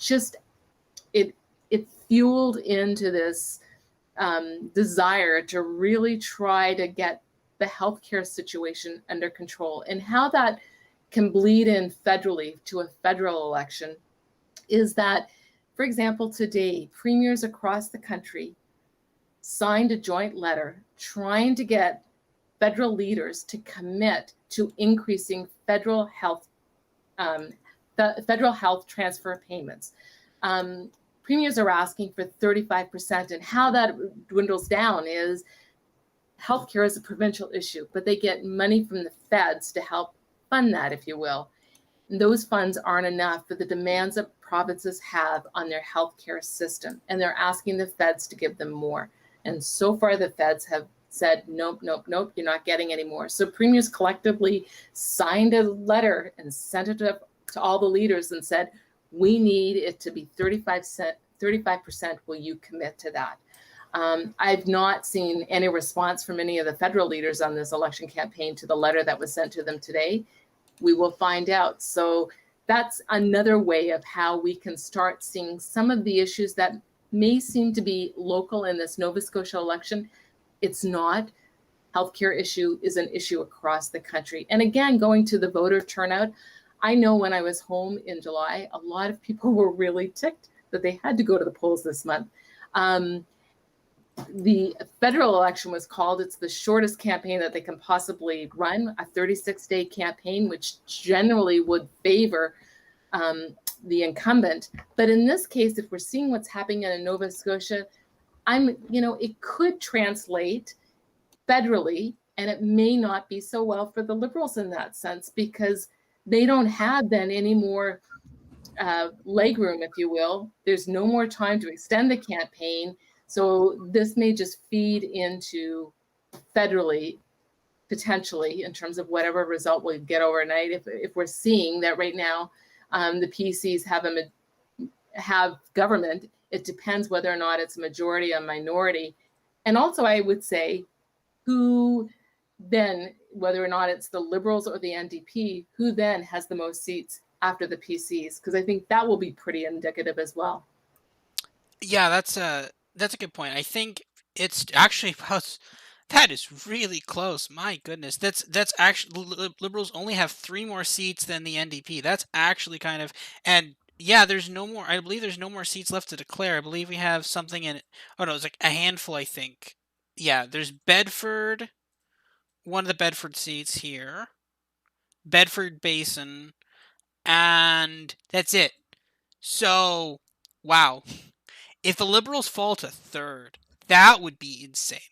But anyway, no, that's a good point about the healthcare. So people in watching this, if suddenly Trudeau signs off on that 35% letter tomorrow, you probably know why now. That would tend to make sense.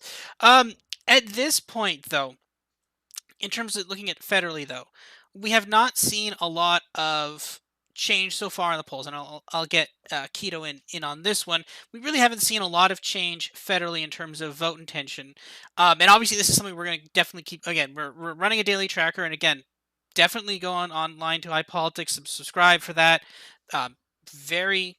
It's not a particularly it's a very useful expense. It's not a particularly large expense for the subscription. It's very valuable.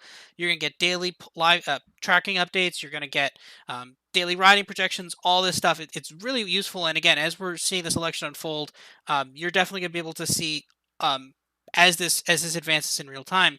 But in the next couple days, I'm really going to start paying attention to seeing some kind of micro trends here, because if we're starting to, if people hear that Nova Scotia decided to just kind of kick out their government and say, no, we're going to go with someone new, do we think that maybe people across the country, I mean, people obviously are going to see this in the news tomorrow and the day after. Do you think that people across the country are now going to kind of start sitting down and having those conversations with their family, and maybe they're gonna kind of make the same decision? I'll ask. Let's ask Curtis about that first. Curtis, what do you think about that theory? Um, hmm, That basically that people, after seeing the results tonight, maybe they're gonna yeah. sit down and I mean, it's an important question to have, right? I mean, if you're thinking, okay, at this point in time, there's a lot of uncertainty, we should stick with the incumbent government.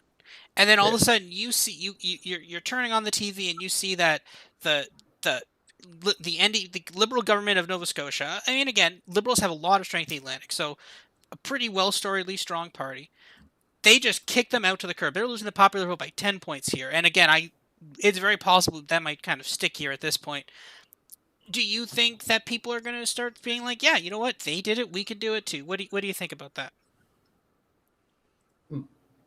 My prevailing theory for this election, at least up until tonight, was that we weren't going to see like a massive amount of movement unless A, something major happens on the campaign trail, or B, until we hit the debates.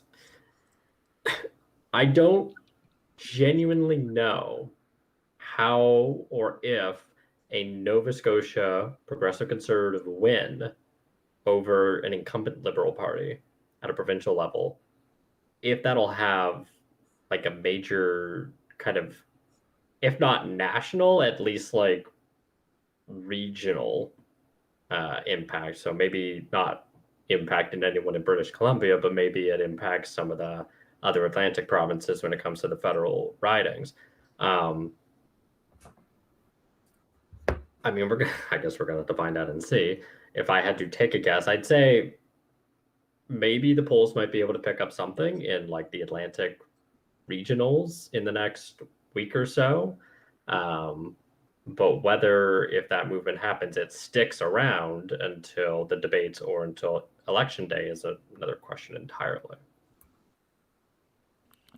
Yeah. All right. So, Keto, what do you think about that? Do you agree that, do you think people might sit down and have that change? And actually, I believe, yep. As we say that, as I'm passing that question off to you, Colchester North has a Liberal hold, has now officially been forecasted as a Conservative pickup. I think there's been a couple others.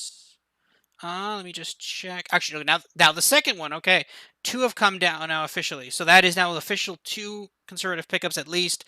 Again, don't think we're done calling Conservative pickups at this point. So again, question back to you, Keto. What do you think about people kind of sitting down with their families and making a decision after what happened in Nova Scotia tonight? Yeah, I think it's definitely something people are going to look at. I think what Janet's been raising around healthcare is something that could be a national phenomenon. You know, whether it's long-term care, or hospital capacity, or access to family doctors. These are long-standing, problems. At least access to family doctors has been talked about now for many, many elections that I've been around for. Access to healthcare, how the pandemic has sort of exposed our diminished capacity for emergency services, and healthcare in general.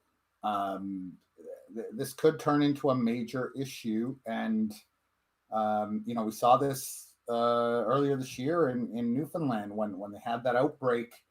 This impacted the government, despite the Liberal leader was a doctor. Andrew Furey was expected probably in your modeling, certainly in our polling, to win an overwhelming 28, 29 seat majority, barely squeaked out the majority win. now we're seeing this again happening tonight in Nova Scotia. Now, I will point out that the poll, in terms of popular vote, this is tightening up now. It's now within 10 points. I would expect this to continue tightening up. It's now a 5-seat advantage for the Liberals over the NDP. There are still, a lot of polls outstanding there. I mean, I'm looking at Dartmouth East, where just one of 30 ballots has reported. I'm looking at Bedford Basin, just 7 of 38. And let's remember, 3 of 35 in Halifax, Citadel, Sable Island. There's a lot of close races here still. Some of them being led by the Liberals, but a lot of them by NDP and PCs. And remember, advance polls, mail-in ballots, those votes that were cast early before all these things happened, haven't reported yet. I would still hold off. I saw a tweet on Twitter saying something, biggest polling miss in history, or something to that effect. And hold your horses there, Junior. It's not there yet, right? It's moving in that direction. It's tightening up, and now it's exactly 10. NDP, that number we're calling bang on right now. I think we had it about 21%. We're just going to watch that gap between the PCs and the Liberals tighten up until those last few ballot boxes report. And I think once we see advanced polls and mail-in ballots counted, we're going to see a much tighter race. I did predict, and I repeated that tonight. Popular vote, that's certainly happening. It did continue moving in that direction. This should be making Liberals in Ottawa very, very nervous. I think this issue around healthcare, emergency services, our capacity, long-term care. I wouldn't doubt it if there's some nervous folks in Toronto as well. I mean, Doug Ford has an election 9 months away, as the incumbent premier under very similar circumstances. Our healthcare, at least in Ontario, long-term care has been a huge issue. Healthcare capacity, and look, this bolsters the case for Jagmeet Singh. He was out there today talking about yesterday talking about building hospitals, and even though it's not a federal jurisdiction, this is something Canadians care about. This pandemic has exposed those weaknesses, and here I am as we speak. Now it's just fallen under 10% the lead. But that's a very good point. I think Janet's right that healthcare and those issues related to healthcare and access to healthcare and the disparity, certainly economically for it, is a major issue and could really be this could be sort of the trigger. I'm not saying it's going to be the ballot box question like it definitely is tonight here in Nova Scotia, but it could play a major factor in the federal election as well. Mm-hmm. And as we're just saying this, I think Liberals have kind of retaken the lead here in Kings South. Again, they're losing Kings North. That was a riding they held, but they're coming back on some of these South Shore ones here on the other side of the aisle. On the island, they've not been called, but again, still close results. Kings West is concerning, definitely if you're the Liberals, but again, not completely over. Some of these are not great, but again, some of these are close, and there is hope that the Liberals can definitely hold this to a minority. I think. Look at Chester St. Margaret, Robert. I mean, it's a 1-point lead with about half the ballots reporting for the PCs over the Liberals. 20 votes in Clare, 14 of 20 reporting. 20 votes that could easily be swung by the advanced vote and mail-in ballots alone. 5 votes in Halifax, Chiboucto, just 2 of 37 reporting. 8 of 38 in Halifax, Armdale. NDP again, but before there, NDP leading the PCs. Glace Bay by just 17 votes with 19. Dartmouth East, just one ballot reporting so far. There's a lot of close races still out there. Yarmouth, 26-37. Liberals lead that one just by 20. Again, I just go back to what I said earlier. I think when the polls had the Liberals with a 10-point lead 3 weeks ago when we did the first poll, yeah, we saw, narrative research put out a poll that had it tightening up, I think, to about 6 points a few weeks ago, maybe a week out from Election Day. But a lot of those ballots had been cast. The advance poll, the mail-in ballots, long before this event that triggered what we're seeing tonight happened. So I think it's still early, and it's still, look, on the popular vote at this point, it's now well under 10, closing in on 9%. The gap, and that'll continue to tighten up, and still a long way to go here before we can call this the biggest polling miss of all time. Yeah, I don't think you can call any election that had 2 polls immediately before it the biggest polling miss of all time. I think that's physically impossible. I think, I mean, my personal thing is, again, I don't know, you'll quote someone will probably quote some longer term one, but definitely 2020 was, in my opinion, the biggest polling miss of all time. But again, that's a little biased recency there. But yeah, no, I think that one's kind of up there. So, all right, I'll ask Janet a question now. So again, and as I think we've basically been saying this, that we cannot draw a conclusion. We cannot come out of tonight saying Trudeau is doomed. That's it. Andrew Scheer's next. No one can say anything like that, obviously, and no one's saying that we can. But the question, though, is if you're Trudeau tomorrow morning, you wake up and you get this news that, hey, guess what? This didn't go so well for you last night. What do you do if you're Justin Trudeau tomorrow? How do you fix this? How do you what kind of what vulnerability do you see coming from this, and how do you start addressing it in the next days with announcements? What do you do to kind of fix this newly found vulnerability that you see now? Well, if I were Justin Trudeau, and if the PCs were to win, and a minority or a majority in Nova Scotia, and it seems to be, if it all turned in terms of healthcare, then obviously you can pivot off of that and make sure it is an issue in this federal campaign. There's no doubt about it. It came up early on when Trudeau went to Rideau Hall on Sunday to ask the Governor General to dissolve Parliament, to kick off the election. Questions from the press were about, is this the right time to be doing it in the midst of a 4th wave? How do you propose doing that? We've got the Delta variant out there. What is that going to mean? That's healthcare related. Those are things that the Prime Minister the Liberal leader could be looking at in terms of this campaign. And he is very good at relating to people and talking about issues that care, and say we will be working with the provinces. And they have been doing a lot of things in terms of healthcare. They had this strategy for long-term care facilities, talking about that, the money that they're putting in to put in this national strategy for care, for long-term care, boosting up funding so that long-term care facilities could bring their facilities, reduce how many people were in a room, for example.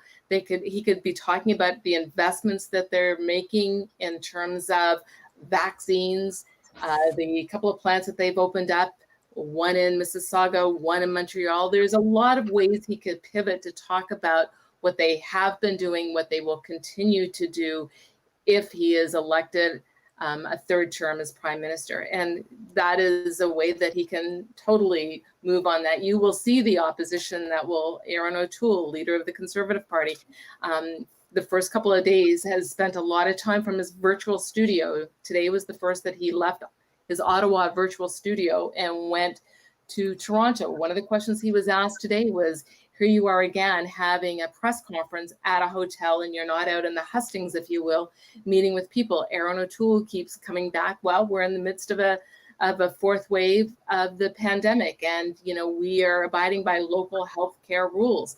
So they all throw that in as well. So there are ways that Justin Trudeau can capitalize, if you will, and take what the results of what's going on in Nova Scotia and try to capitalize and move forward on that. The opposition will obviously be doing the same thing. I'll just point out that while we were talking there, it's now closing in on an 8-point gap. Our poll, it's about a point outside of margin of error right now and moving in the right direction. Not to sound self-serving, but I did say on Twitter that I expected it to keep moving in that direction, and that the PCs were likely going to take the popular vote. Of course, we had to publish our number with a 2-point lead, but 4-point margin of error had the PCs at 36 and 36.4. They're now sitting at 42, and it's about 2 points outside the margin of error for the PCs, and now around the margin of error for the Liberals, and bang on for the NDP. So I just want to see what that final number is. It's easy to say it's a catastrophic polling failure about halfway through the race. Let's see where it lands. And exactly, and as you're dealing with that answer, Liberals have now flipped Chester St. Margaret's, right? So just another seat, again, pushing them down even lower right now. The Conservatives are on 27, one short of majority, right? So already we're down to now they're not at the majority line, and again, a lot of votes to count in a lot of these ridings still, right? You're looking at stuff like, some of these are probably going to end up going PC, but like Kings West is one I'm going to look at, 313 vote. Only about less than 4,000 votes or so, probably closer to 3,500 counted in that one. 350 in Digby. Again, Liberals have picked up the vote lead back in Clare now. Super close race here, 4-vote lead. But again, Liberals back in the lead, right? So we're starting to see Liberals make gains. I think we're gonna the story from tonight is gonna be Conservatives win the popular vote. I think that's pretty much a lock. Question is, how much is that? Is it? And again, there's a huge difference between a 9 or an 8-vote popular vote lead and like a 5-point popular vote lead, right? Actually, yeah, someone mentioned the Independent. The Independent is currently in the lead. Actually, a pretty big lead over the Liberal there at 791 votes. So that's an interesting wrinkle in the future. That I assume they're going to they're probably not going to caucus with the Liberal. A lot of PC votes, so probably more likely to caucus with the PCs. We'll talk about that in a second. But just kind of a point about the Atlantic polling here. Okay. Andrew Gillum 2024 is in the chat, and they're saying, bye-bye Liberals, Trudeau sweating. Well, Trudeau has a chance of winning the election. Andrew Gillum does not have a chance of winning in Florida 2024. So sorry about that, but no, it's okay. No one's calling the federal election today. But anyways, no, the thing going forward with this is Atlantic polling is very difficult to do. No one is expecting perfect accuracy. Honestly, if you want to follow like perfect polling standards, we probably should not poll the Atlantic, and we should probably also not release projections for the Atlantic. But you know what? We love the game, so we're gonna do it anyway, right? And then we're here, we're gonna analyze it, and this is fun. This is our Super Bowl here for this, right? So we enjoy this stuff, and you know what? Atlantic polling is really hard. There's massive swings, and as Keto's mentioned multiple times tonight, late momentum to the PCs, and that's how we get to where we are tonight. But again, we're far from a PC majority at this point. This vote keeps getting tighter. We could be definitely looking at a PC minority here tonight, I believe. Once everything is all fully counted. All right. So moving on here. Yeah. So we're already down to. Yeah, we're already down to. I think Keto's trying to say something. He's on mute. Oh, sorry. I realized I was muted. I'm just looking at turnout here, Robert, and in the last election, 410,000 ballots were cast. 2017, we're sitting at just upwards of 160,000 right now. So turnout is way down.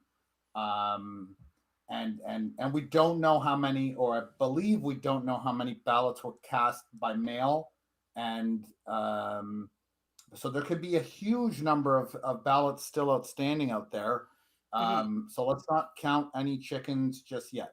No, yeah, 100%. We don't know, and there's a lot left to know tonight, and we probably won't. We might not know that for a couple days, depending on how long it takes to count some of this stuff. So, um, definitely not, uh, definitely not done that yet. So, Janet, how familiar are you with the independent running there in? Are you familiar at all with the independent running there in Cumberland North, or no? I wish I was. No, I'm Oh, okay. not. But you know, Robert, just on a sidebar, I'm just looking again, a little bit biased here, looking at Lunenburg and Lunenburg West. I know Lunenburg still has a lot yet to report. The PC is in. This is interesting because that riding is presently held by Liberal Suzanne Lonis-Croft. She's basically been the second in command for the Liberal government in that province. Has had a number of cabinet and ministerial portfolios. I'm really interested in watching that one to see what happens there, because that's a pretty telltale one to watch. Lunenburg West was wide open, and that's the one I was talking about earlier in the center of town. How many PC signs we saw going up when I was home in July, which always was pretty interesting, given that before it was a Liberal held riding, and we're seeing that the PCs in that riding is up. So that's pretty interesting to see where those two will go on the South Shore. I can't tell you about the independents though. Yeah, I mean, Atlantic's like famous for random independents, and we have no real idea. I haven't said that. We wish we had Kyle Hutton on tonight. He's our local expert. I'm sure he'd be able to tell us exactly who the independent is and what their views on everything are. Coming over here at Cape Breton, the model actually is kind of nailing it here in Cape Breton. Except for Richmond, we had that one as a slight Liberal lead. That's still pretty close, but looked like the Conservatives will pick that one up. But no, I mean, the real story here is just these rural ridings here. And again, none of them have actually officially finished here yet. So we can't make a complete claim about it, about any sort of piece from it. But the point here is that these rural ridings here in kind of central Nova Scotia and the South Shore, they seem to have turned away from the Liberals. And yeah, so okay, someone's pointing out, is there any reason why Clare and Yarmouth are so close? These are the ones that are down here, kind of in the southwest here. Clare is 3 polls left, and then the Liberals only up 4 votes there, and then Yarmouth again, 47 vote lead there. A lot of close races down here as well. A lot more polls to count in Halifax as well. You've got another one just called for the Liberals. See, again, this is their big ridings here. Like, they're building up big leads here. This is why you're seeing that popular vote lead shrink. Yeah, see, now all the way down to that popular vote lead is now down all the way to 7, almost 8 points there. So it's down significantly there. But again, you got both Eastern Passage here. This is kind of outer Halifax.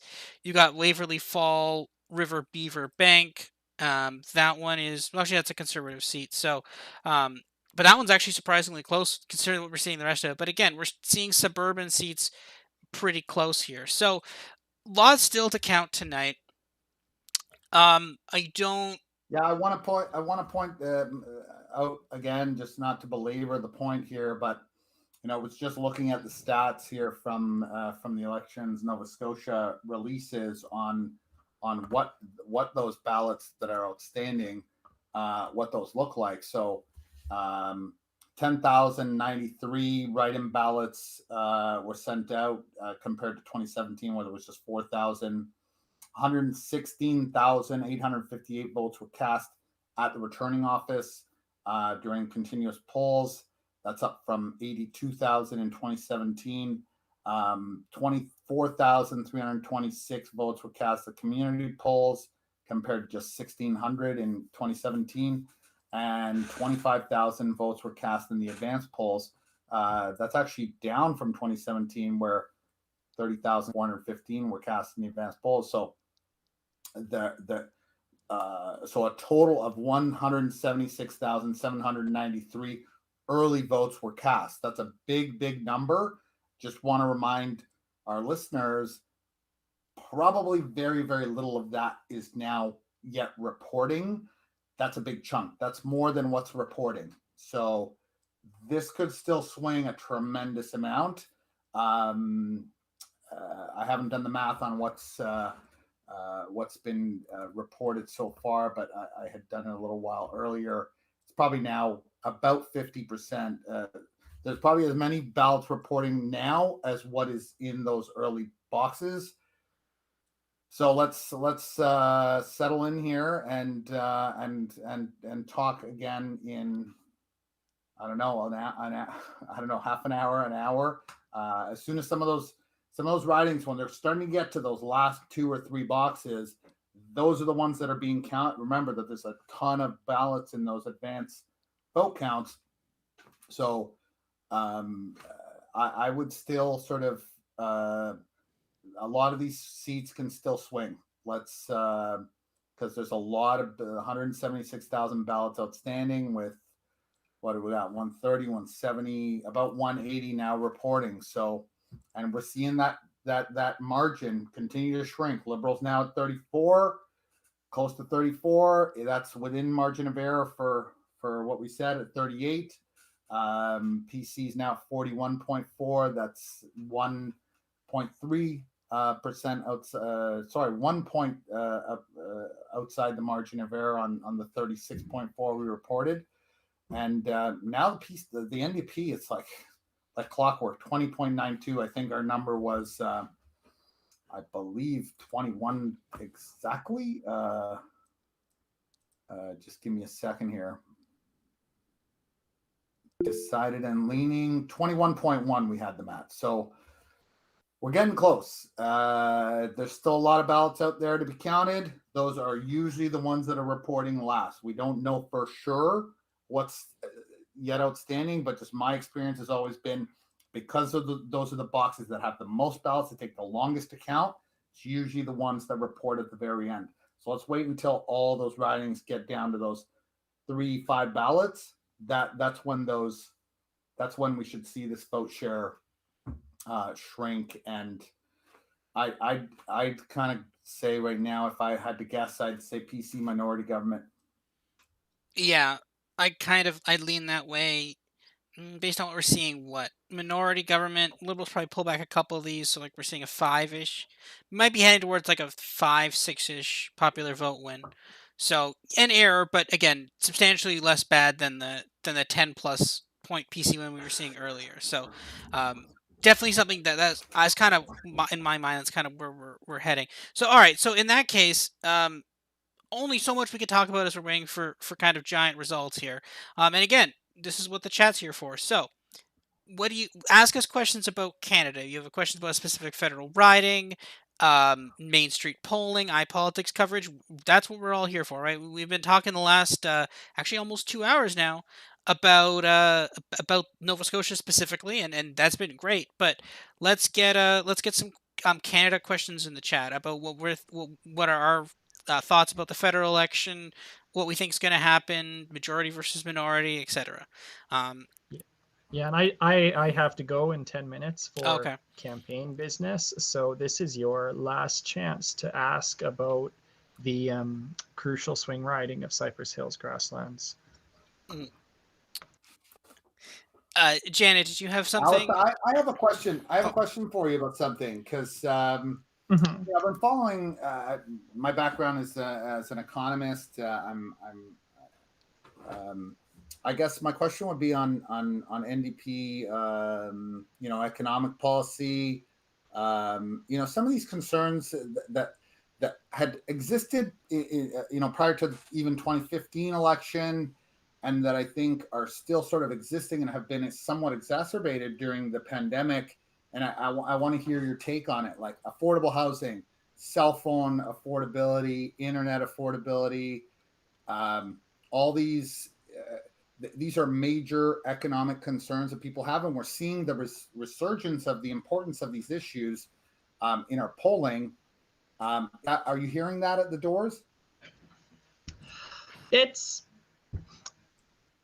I'd have not a whole lot. This kind of although this kind of works into why I ended up running in the first place, because I live in rural Saskatchewan for cost of living. All my work is done online. I live in a house that is worth $15,000 on the market, which is not something that a lot of people who live in houses can say in this country nowadays. So a lot of what the Central campaign is talking about for affordability doesn't resonate the same way out here. Like the affordability crisis definitely, property values actually are still creeping up even in deepest rural Saskatchewan, because there are enough people who are relocating out here. I've met probably a couple dozen people who have moved to this riding since 2019 because their jobs went online and they were able to come out here. So that's changing the market out here. But the long gone are the days when the NDP ran its campaigns around rural issues and Western alienation. So it's some of that So I guess stuff. let me stop you there and then ask. Okay, so what are you hearing at the doors? What are the issues there in your riding and in rural Saskatchewan? Because it's very different than what most of our experiences. So I am curious to hear what are you hearing? Honestly, the big issue is going to be Maverick. The average issue I hear is that I knock on someone's door and they say, "Are you with the Liberals?" "Oh no, I'm with the NDP. We're running against the Liberals." "Oh, that's great. I'd like to shoot Justin Trudeau in the face with a gun." Like this happens multiple times daily. It's insane. It's insane. Like it's not something I countenance at all. Like we're not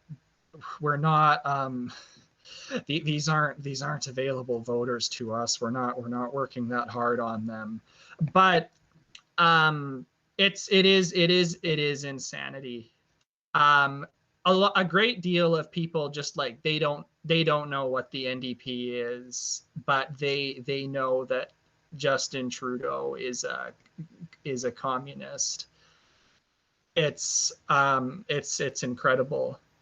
So for that reason, I think Maverick is going to pick a great number of these people up this cycle.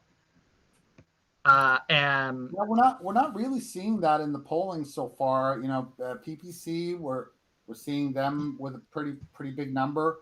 We're not asking about Maverick. We're going to do some of those battleground ridings in Alberta and in the prairies. We are going to add Maverick to those ballots just because it's relevant. Yeah, they are basically they are copying what the Buffalo Party did provincially. They're both micro-targeting the hell out of particular small towns.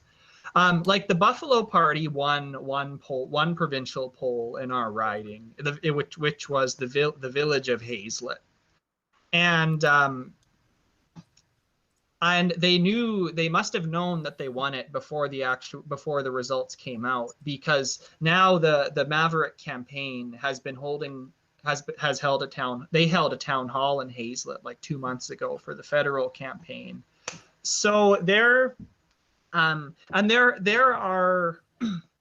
and speaking of road signs, but for the provincial campaign, lawn signs were great at telling you where the Buffalo Party was going to come second. They came second in Kindersley because maybe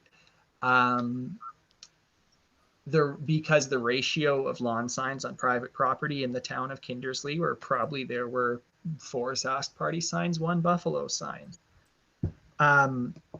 It's gonna be hard to forecast this stuff because we don't have any past results to go off of, but but they definitely are. They definitely are building their campaign infrastructure out here. They have the benefit of experience from some of these provincial campaigns that have just been run, and they clearly they don't have a serious like communications game yet. Like I do a lot of graphic design work, so don't ask me what I think about their logo or their signs. But I think they're going to have a fairly large constituency here. Yeah, that's interesting. It's an interesting phenomenon. We did some polling earlier this year and some last year on Western alienation and that resurgence. We'd actually asked people in Alberta in one poll, I'm not sure if you saw that one, Alex, about separation, and it was weird because about as high as any poll in the last 30 years is measured, sort of a separation sentiment. Yeah. Outside of Quebec. In fact, I think our poll tied that we did concurrent polls asking the same question about separation, and they were exactly the same level, Quebec and Western Canada. So it's interesting. Yeah, the only difference is just that there's no effective political organization yet that's harnessing that in the West, and they'll probably have a much harder time compared to Quebec. I think it would be impossible to create like a cross-partisan Western separatist movement. It is strictly belonging to the right-wing fringe. So I don't think Right-wing like fringe? That was a joke, Alex. I was. Anyways, never mind. So I think they're a long way out from being able to ever pull like a 50-50 referendum result, but strange things are happening, and the interesting thing is that it's becoming very regionalized. It's spreading basically like the Alberta virus is spreading out of Alberta, and all the like classic Alberta reform talking points have been completely taken up in Saskatchewan, even when they don't make any sense. So for instance, one person actually wanted to talk to me about like parliamentary matters, which was great because I said, oh yeah, I do some analysis, but they said like the West can't get it. Like they said the West is discriminated against. Saskatchewan only has 14 MPs. And I said, oh, well, actually, that by population alone, that's 3 more MPs than it ought to have. Actually, Saskatchewan is overrepresented in the House of Commons. But no, so even though that talking point doesn't really make any sense outside of Alberta, which is underrepresented, it's spread here anyway. So the scope, I think the scope for prairie or western-wide regional movement is taking off compared to the 90s. I think when the Western provinces had more different political environments, like when reform started, the Liberals still existed in some capacity in Saskatchewan, and that is just no longer the case. Okay, I just want to point out that while we were speaking, we crossed the 200,000 ballots cast threshold. I still don't believe very many of those 176,000 early votes have been cast, and that now the gap has shrunk to what, Robert? Where are we at? About that's what, 7 points. 6, 7, 7 points. I think we're probably gonna end up. Yeah. Might be even lower than 5. Might be like 4 or so. We're approaching margin of error on all the numbers. Oh, and just for the record here, I now retain my perfect record for never underestimating the NDP vote. Alex, please talk to your party members because they always accuse me of undermeasuring the NDP. I had them at 21.1. They are now sitting at 21.29. My record remains perfect. Yes, that is actually something Main Street gets. They say about Main Street a lot on Twitter, but yeah, no, it's definitely not a true thing at all. Main Street definitely doesn't have. I mean, maybe pre-election, but final election poll, yeah, no, Main Street is bang on the NDP. There's no systematic bias against them. Anyway, just a quick thing. Janet Silver, I believe you do have to leave right now. So thank you so much for joining us. It's been a huge help. You've definitely taught us a lot tonight about Nova Scotia politics, and if not, we wouldn't have. I mean, there's been so much. You've had so much color tonight about what are some of these local issues that are affecting these massive shifts. So thank you so much for coming on, and yeah, we'll hopefully talk to you again. Thank you. Can I just say one little story? Yep, go ahead. That my mother, when we're talking personal, my other God lover up there, looking down on a day like today, this would be. She would have left the house at, I don't know, 6 o'clock in the morning. She'd still be gone, out doing whatever she could for the party that she supported. And on the day of her funeral was election day, provincial election day in Nova Scotia in 2006. And, when I was up at the pulpit doing a little reading for my mom, looking out there, seeing some of the provincial cabinet ministers who had come to see her, and she would have been in her glory to know that they were there on the day that she was going to be laid to rest. And I'm sure she's looking down going, yes, it's another exciting day in Nova Scotia. That's great, Janet. Thank you very much. Have a good night. Yes, you too. Thank you. Have a good night, Janet. Yep. Bye-bye. Bye. So as we're talking here, hilariously enough, and actually CBC has made it official, they have made a call in Northside Westmount for the Liberals. Now, while that might not seem particularly interesting, this is a seat that is held by the PCs. This is a seat that they won 63-22 against the Liberals in the last election, and currently somehow the Liberals have won this seat. I have no idea how. That is weird, but this is again speaks to the Yes. the local candidate issue that we referred to earlier, Robert. That not unlike everywhere else, but unlike almost everywhere else in Canada, in Atlantic Canada especially, the local candidate matters. We saw in Newfoundland, I think it was 3 independents were elected. This does not happen federally. It happens rarely. 2019, Jody Wilson-Raybould. I mean, you can That's count rare, them on one hand. The number of incumbents independents that win elections federally. Same goes for all the other Canadian provinces, but this happens pretty regularly in Atlantic Canada. It happens nearly in every election, quite frankly. So local candidates matter in a way that don't matter so much everywhere else, and things can swing. These are weird.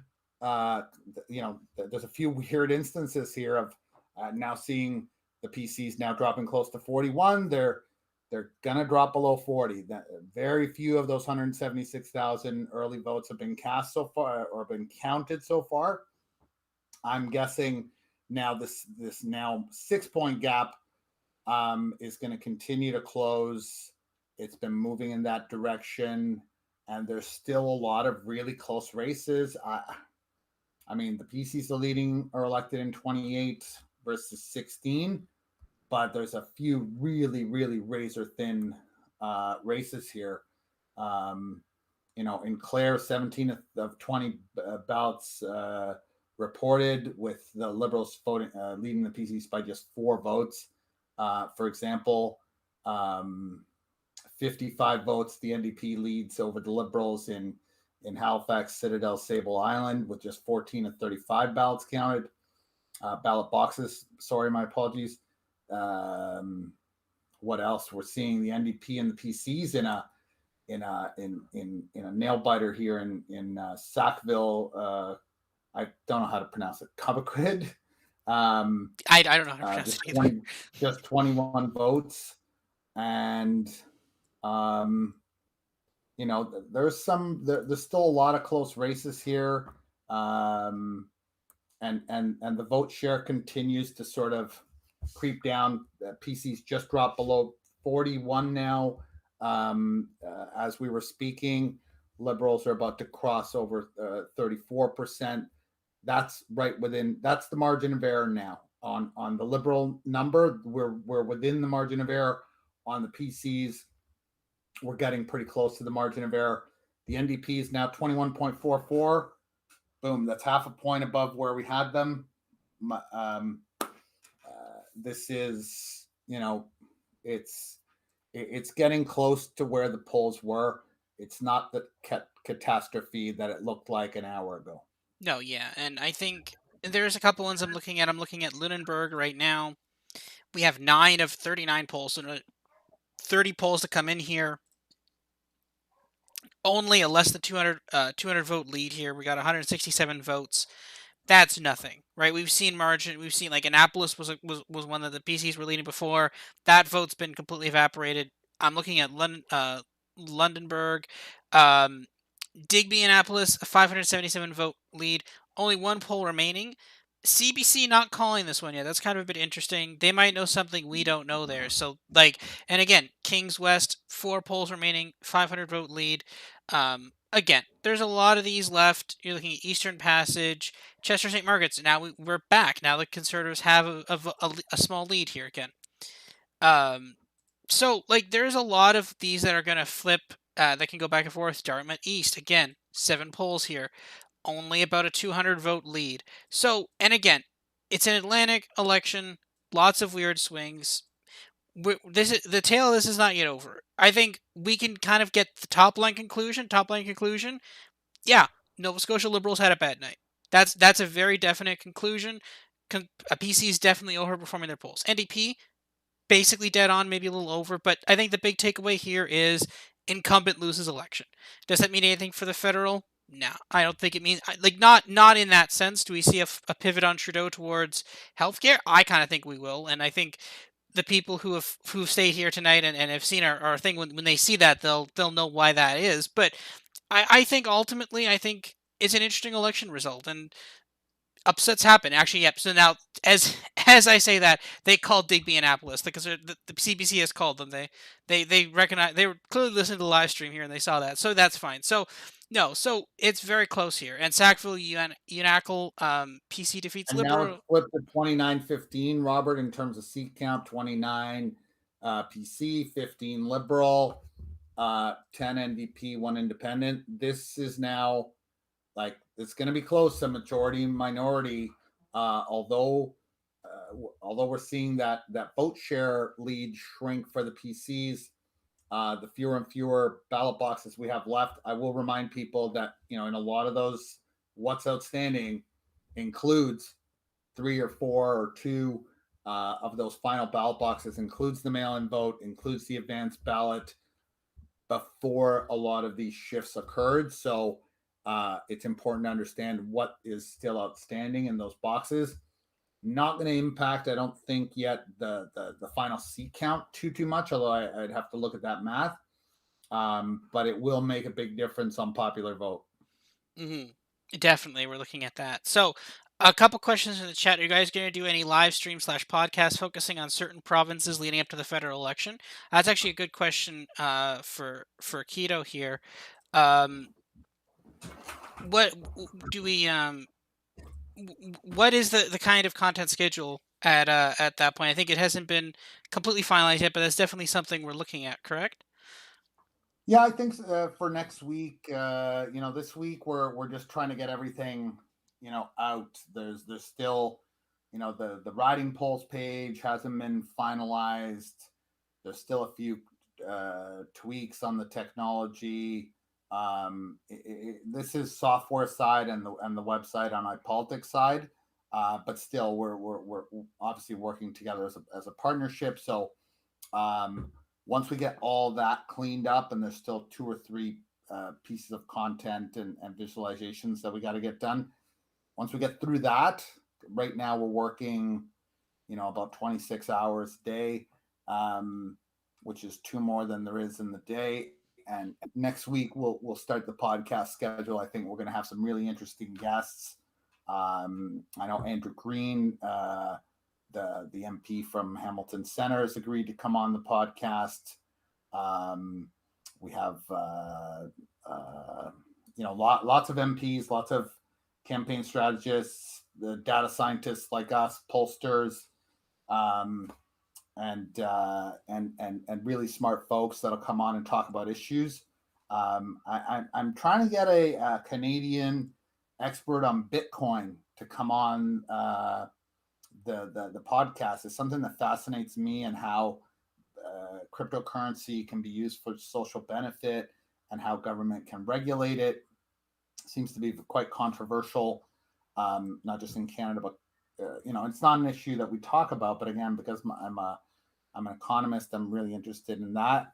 I want to get, but they're few and far between cryptocurrency and Bitcoin experts here in Canada. So if any of our audience tonight knows somebody who knows a lot about this, who wants to come on the show, flip them my way. My email's on our website.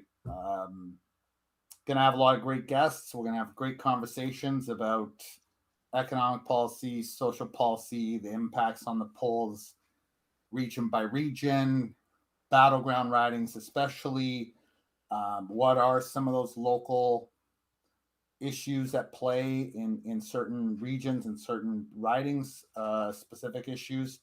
Gonna try to get as many candidates on the show as possible. And if you have any ideas, flip them our way as well. Happy to entertain any other guests. Sounds good. Yeah. Just a quick point here. So the one that CPC recently called Digby Annapolis. So basically, right now the Conservatives have won again. One poll reporting Conservatives likely to win this one. They have about a 600 vote lead. I think they're saying 577 vote lead. So they win it by about 20 points. Coming back to the model here, and this just again speaks to kind of the insane, crazy shifts you can see in this. Digby Annapolis, Liberals won this 48.6. Well, according to change, they won about 50 to. The NDP actually came in second in this riding in 2017, and now we're looking at this, and now the Conservatives have more than doubled their vote share. And again, even just as kind of a shift perspective, right? So again, the Conservatives have obviously expanded their vote share, but they got in the mid-30s last time. So they're still up maybe 6-7 points. Generously, you want to call it 10. It's not actually 10, but generously you want to call it 10. It's not I think they were at 36 last time or something like that. They doubled their vote share in some of these rural seats. So again, this is extremely differential swing, and this is just something you're not getting from any sort of poll, right? You can't tell a swing in some of these seats just from an Atlantic poll, right? Again, you're dealing with small sample sizes, large margin of error. It's really hard to kind of we poll it because we it's a valuable resource and we're good from there. But yeah, you're going to have misses like this, especially in Atlantic provinces. Just going across the map again. I mean, it's actually the more we're seeing this here, the more I think that maybe the PCs could just kind of back their way into a majority government here. They got a 500 vote lead over here in Richmond. That one looks pretty safe. They've got a chance here in Grace Bay, Dominion. There are 4 polls remaining. They're only down a couple hundred, 200 votes there. Big here. Liberals might end up picking this one up. This is a Liberal seat. Oh no, that's an NDP seat. So NDP probably hold that one. Again, Sydney, Mem to Bertow. Again, 13-point lead there. Not that particularly big. But coming over here, King's Hands, right? 170 votes. Could 3 polls, 170 votes. Yeah, Liberals could pull it off. It's definitely possible. Probably not, though. Waverly, Fall, River, Beaver, Bank. Again, 3-point lead, 200 vote lead. But again, 3 polls remaining. Now, again, are those 3 early polls? What are those, right? That's where the question's going to come. But again, if they hold all the seats they currently hold, which is if the PCs hold all the seats, then they get that majority. Right? So we're still looking at stuff like Eastern Passage. 3 polls remaining. 195 votes there. Dartmouth East. 205 votes remaining. a 205 vote lead, 6 polls there, right? Chester St. Margaret's, 114 vote lead, 10 polls remaining. Lunenburg, a lot of polls remaining. Actually, Conservatives have expanded their lead here slightly from the last time in terms of raw vote, but again, that's a 13-point lead. Now, again, all these are winnable for the Conservatives, but the question is, if they lose 2 of them, then they lose their majority, unless, of course, the independent caucus is with them. But yeah, no, this is an upset. This is a pretty big upset, but it is upsets like this happen in terms, especially when you're dealing with Atlantic provinces. Upsets are prone to happen. Curtis, what's your main takeaway tonight? What do you think if someone asks you tomorrow, say your parents ask you tomorrow, your mom asks you, what are you gonna say? What are you gonna say for what happened? Like, what happened tonight in Nova Scotia?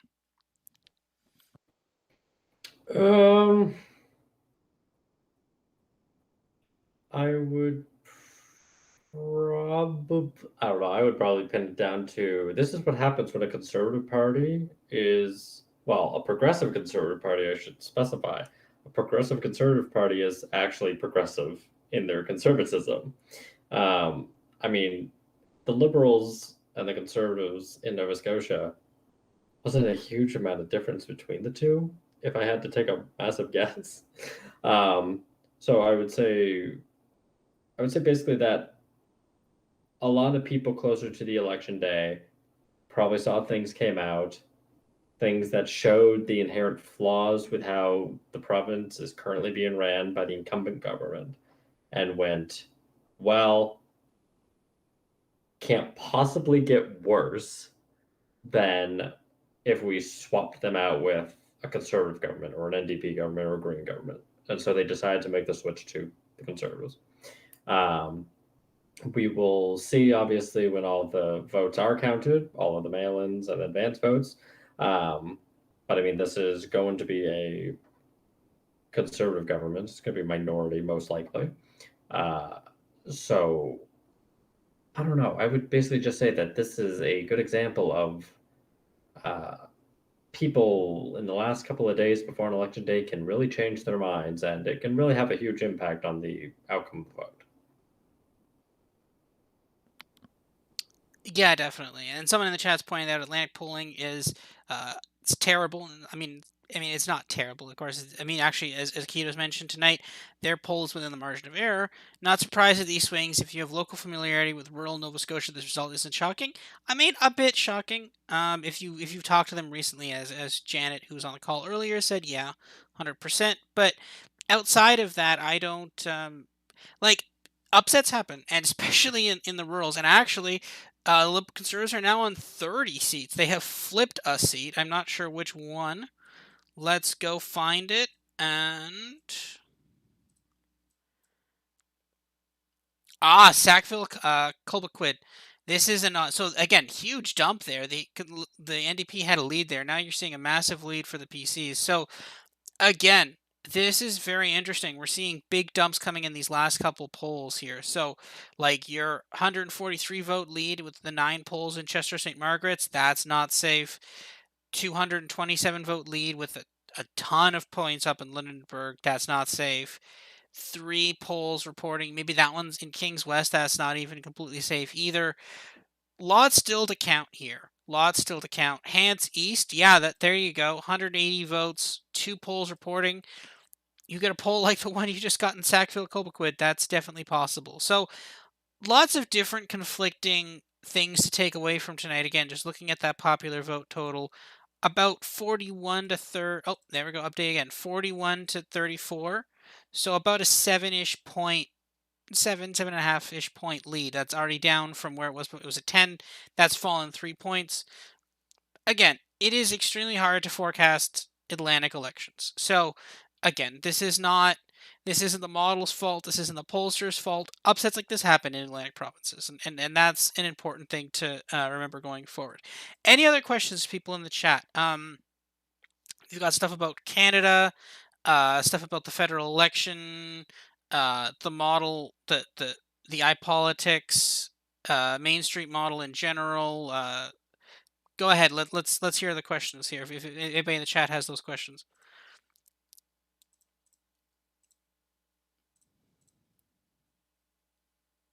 Oh, and it's Curtis. So yeah, actually, Curtis, this was a question a bit ago earlier. Have all the provincial leaders been reelected? Correct. The last call just came in for Gary Burrell. His riding, for some reason, trying to remember the name of it, Halifax Shibukto. His writing took like a while for the vote dump to come in, because for the longest time it was in at like him at 20 votes and the Liberal behind him at like 14. So there was this like really low vote count. He was still leading, but you know, when you're dealing with like 30 votes. So I had just noticed that his vote dump for his riding had finally come in. He has a lead of like 500-600 votes, and they've called his riding for him now that that vote dump is in. So yes, Tim Houston of the PCs, Ian Rankin of the Liberals, and Gary Burrell of the New Democrats have all been reelected. Yeah, that's the recap you're looking for there. Kyle R, what's your current prediction? I'm assuming you mean federally. This is actually really close to call. I think we're going to end up in a PC minority here tonight. For the Nova Scotia. Are all the votes counted tonight? I'm not 100% sure. There's mail-in votes. Those might take a couple days to count. But current prediction for the federal, I'll just say tonight it's a bit too close to call. I'm leaning PC minority, but it actually could very well be a majority. They could just keep hitting. It's coin flips at this point. A lot of these are coin flips, so they just keep hit a bunch of coin flips. They can get a majority, right? Federally, I am currently at this moment leaning towards Liberal minority. Most recent Main Street poll, the top lines were released on Twitter. Keto tweeted them out this morning, so I can say them. It was a 33-30 lead for the Liberals. So as I personally think that is a little too small for the. I think that's a little too small for a majority government. I think that when you're looking at like a 3-ish point lead, I think that's a little too small for to get a majority government. I think you need a little bit bigger separation than the 3 points. Yes. Any implications for this to the national race? We had talked a bit about that earlier. But honestly, again, this is an Atlantic province. Only 900,000 people live here. Again, you're dealing with 37 million in all of Canada, so again, a very small sample size. This has been very clearly affected by important local issues. So not a lot to take away federally. The PC leader here has actually distanced himself from the federal Conservative leader. He has actually called out Aaron O'Toole and said that he is not. He basically sides more with Justin Trudeau than the PC leader of his own party, right? So federally, so you can't really extrapolate that out and say Trudeau is done when the guy who's winning says he associates more with Trudeau than the leader of his own federal party, right? So yeah, we're not calling Trudeau's funeral here yet. Okay, so hi there, I'm from the UK. Is there any chance you can give me a quick rundown on what's going on? So yeah, quick rundown is this is a provincial election in Nova Scotia. This is the equivalent to this in the UK would be one of your local council elections. So basically, it's not federal. This isn't like a Westminster election. This is basically just like for council, or in your case, maybe like a kind of authority. It's a relatively small province, only 900,000 some odd people, less than 1 million people. So, Curtis, you're not on mute. Yeah, I am sorry. That's okay. It's a nice mechanical keyboard. I like the mechanical keyboard, but my parents have complained to me about the mechanical keyboard. It says it's too loud at times too. So, but anyways, no. So it's basically the equivalent of like a local council election. And what happens is the incumbent Liberal government, they've usually been in power.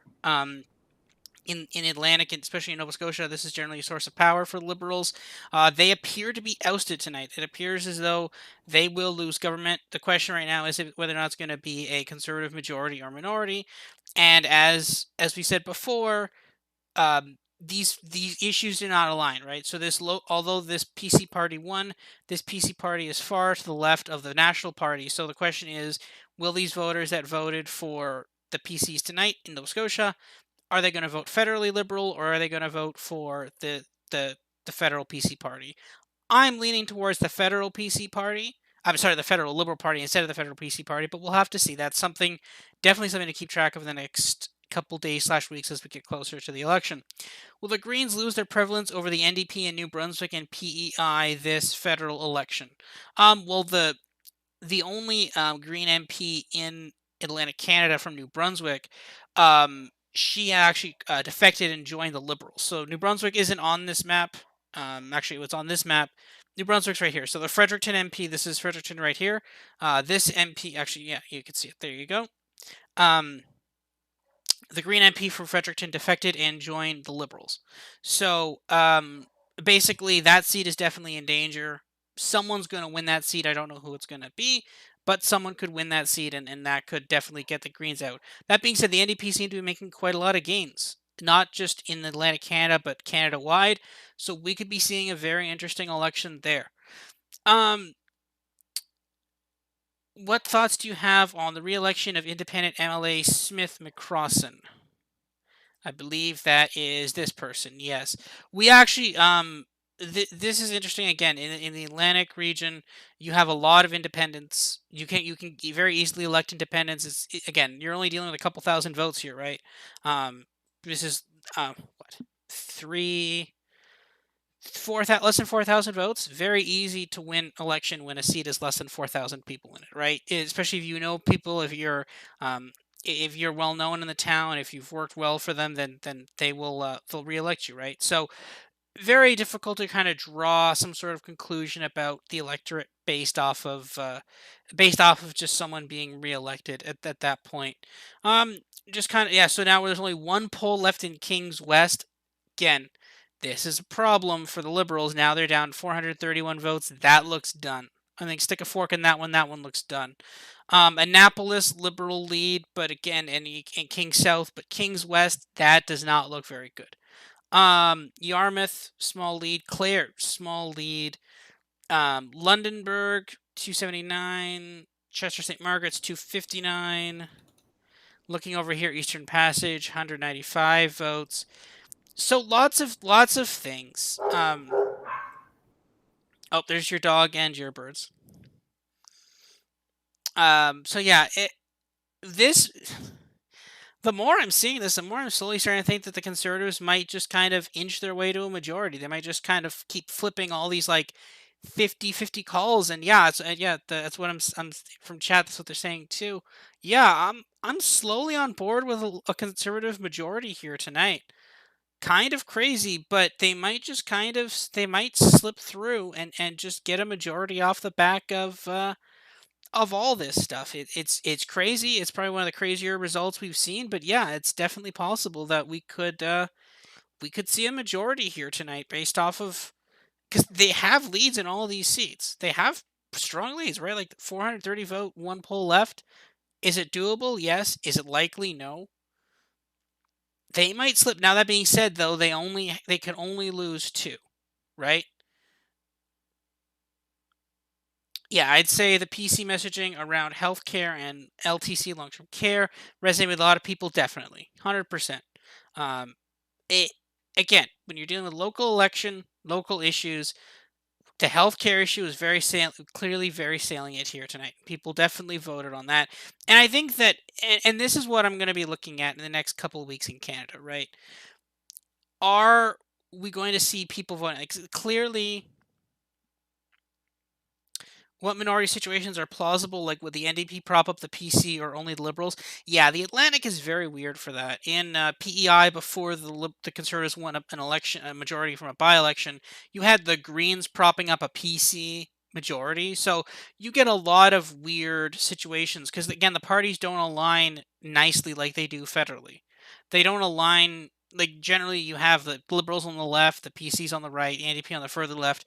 You get to these Atlantic provinces, it does not work that way. Suddenly, all those alliances and spectrums are scrambled, right? So it's not a nice 1-to-1. It's not a nice 1-to-1 ratio like that. So this is something that I'm going to be looking at the next little bit because clearly people tonight they came out and they voted on something that they had decided on very recently, right? Clearly, the healthcare issue had salience. I think Nova Scotia had been polled, I think, several months ago. I think the most recent one I had seen was several months ago. Liberals had a relatively large lead. That clearly evaporated as we got closer to election day. It's clearly people identified the healthcare issue as a major pressing issue for this election, and they decided to come out and vote for it.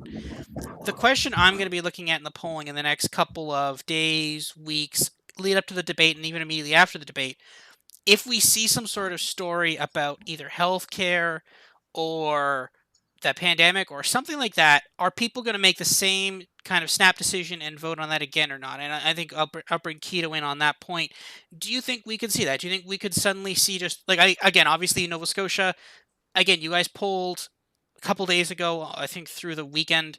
So again, you weren't there the last couple days. You didn't have that. But again, federally, we're going to be doing that, right? I think we're going to be polling right up until like the last day, right? Like till hours before the polls close, basically, as late as we can, right? So, do you think we could see that federally?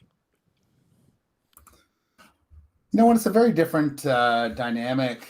Federally, it's hard to sort of have one issue that resonates right across the country and that becomes that ballot box question, like it can in a small province like Nova Scotia, where one incident of sort of it was tightening up already. Rankin did not run a great campaign. Had those issues with the candidate and the way they handled that early on in the campaign already kind of spelled trouble. And Houston, he sort of captured, like he was kind of really lucky. He was already talking about healthcare, focusing on healthcare and what he was going to do for healthcare. And it just happened that this incident happened 8 days before election day. Polls were already tightening up. It was still pointing to, that narrative research poll had, I think, a 6 or 7 point lead, had it probably pointing to a minority government bordering on majority. Again, depending on those splits in Halifax and rural Nova Scotia. But it's really hard to have that one, I'll go back to what I was saying earlier today about Aaron O'Toole kind of handing Justin Trudeau a bit of a gift on day one of the election, right? Day one of the election, what I thought going in, especially given sort of some of the early pre-election, the late pre-election polling that we had in hand saying, 65% of Canadians don't want this election. That was a question for Trudeau. Why are we having this election? He needed to come up with a plausible, compelling narrative for why we're going to the polls right now. And remember, it's not right now. It's 5 weeks from now that we're actually going to the polls. There's lots of time for stuff to change. And then Aaron O'Toole stepped up and handed Trudeau like a gift wrapped beautifully with a bow on it. Like, here you go. Here's your gift for the election, in terms of establishing that ballot box question, which is either you're pro-vaccination and pro-vaccine passport, or you're not. That is a ballot box question that could end up being the gift from Aaron O'Toole to Justin Trudeau. Jagmeet Singh, the NDP did sort of side with the Liberals on this one, that they're pro-vaccine passport. It's kind of but what we know from polling is when you ask Canadians about this, more Canadians are pro-vaccine and pro-vaccine passports than not. You're clearly on the side of the majority. Aaron O'Toole is clearly on the side of the minority. When you really look at the policies and you say, okay, well, yeah, requiring testing and all that stuff is a very small sliver in terms of the difference, but that narrative's there now, and that's the one. I think that one could be a national ballot box question. Yeah, Janet, who was on earlier, was talking about the fact that healthcare, the pandemic's really revealed a lot of things, long-term care. No doubt that's why Jagmeet Singh and the NDP are focused on it. but I just don't think that Justin Trudeau and the Liberals have the same blind spot on this that Ian Rankin and the Nova Scotia Liberals had. It just happened overnight. They were all, Houston was already talking about it. This event happened. Rankin ran a pretty bad campaign, and then you don't have time to change that kind of momentum with 8 days, right? Eight days to go to election day. And I said earlier, and I said this on Twitter. I said I expect the PCs to win the popular vote, but what the outcome is going to be, I don't know. And it was based on that sample. We were in the field Thursday, Friday, Saturday, about a third equal samples. But when you look at the sample from each night and you realize Liberals had a 5-point lead, Liberals were tied, PCs had a 7-point lead by day 3 in those samples on the Saturday. It was swamping in that direction very fast. Undecided was up, especially among senior voters that tend to be the most likely to vote. You know, it was moving in that direction. Political momentum is an unstoppable force. It was moving that way, continued to move that way. We're seeing the results tonight. You know, still sitting just outside the margin of error on the polling. Although it's moving in the wrong, it's now moving. PCs are now almost 42 with the Liberals at 34. NDP sitting at 20.85. Geez, my record is in danger here. We're at 20.85 with the NDP. They're going to need to pick it up a little bit here in the closing strokes to maintain my perfect record there with the NDP. But you know, to answer the question, no. Will this have an impact? Yes. Will people talk about it tomorrow? Absolutely, about the impact on the federal election. Robert, you and I are scheduled to write a piece tomorrow about this. Sorry, I got my kids coming in the room here, so we're going to hear a little bit of chatter. Daddy, can you? Yes, Gavin. What do you think? Can we have Moana? Can we have Teen Okay, Titans? go up to the room. Daddy, can... Okay. So, I think so. We'll just answer a couple more chat questions. Yeah, so just to say, because I'm about to head out. Yeah, I think it's about time to wrap this up for tonight. There's only so much more we could do. We have no idea when we're going to get the rest of these votes, right? So we'll obviously talk more about this in the future. Someone's asking about BC. What's the scenery of Trudeau going to Vancouver tomorrow? And BC might decide this election. Yeah, BC is going to have a huge impact on this election. That's a very important battleground, and obviously, again, as subscribe to the Main Street Eye Politics package for that. We're going to have a ton of coverage of BC polling and battlegrounds and riding polls and all that stuff. So definitely stay tuned for that tomorrow and in tomorrow and in future days. But yeah, I think that's pretty much all we could do for tonight. Curtis, what were you saying? I was just going to say very quickly, I mean, it's fascinating to see how much healthcare plays into especially very local elections. I mean, I can still very vividly remember back in 2018 when I was campaigning and canvassing out in Niagara West for the provincial election in Ontario. One of the big issues there was the fact that the hospital at the western end of the riding, it is old, it is not fully staffed and kept up to date with all the equipment that's needed. And there was this very slow cutback of services there.